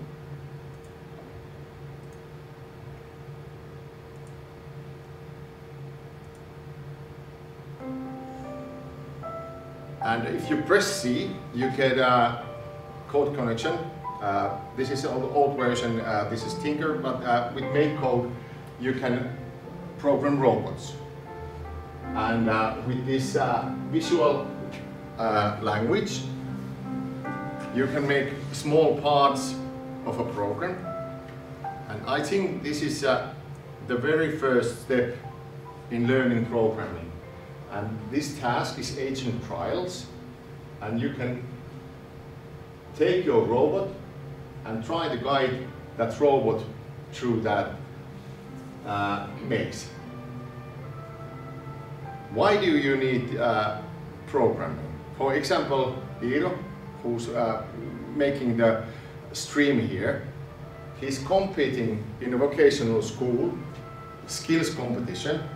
Last year he was second of his age.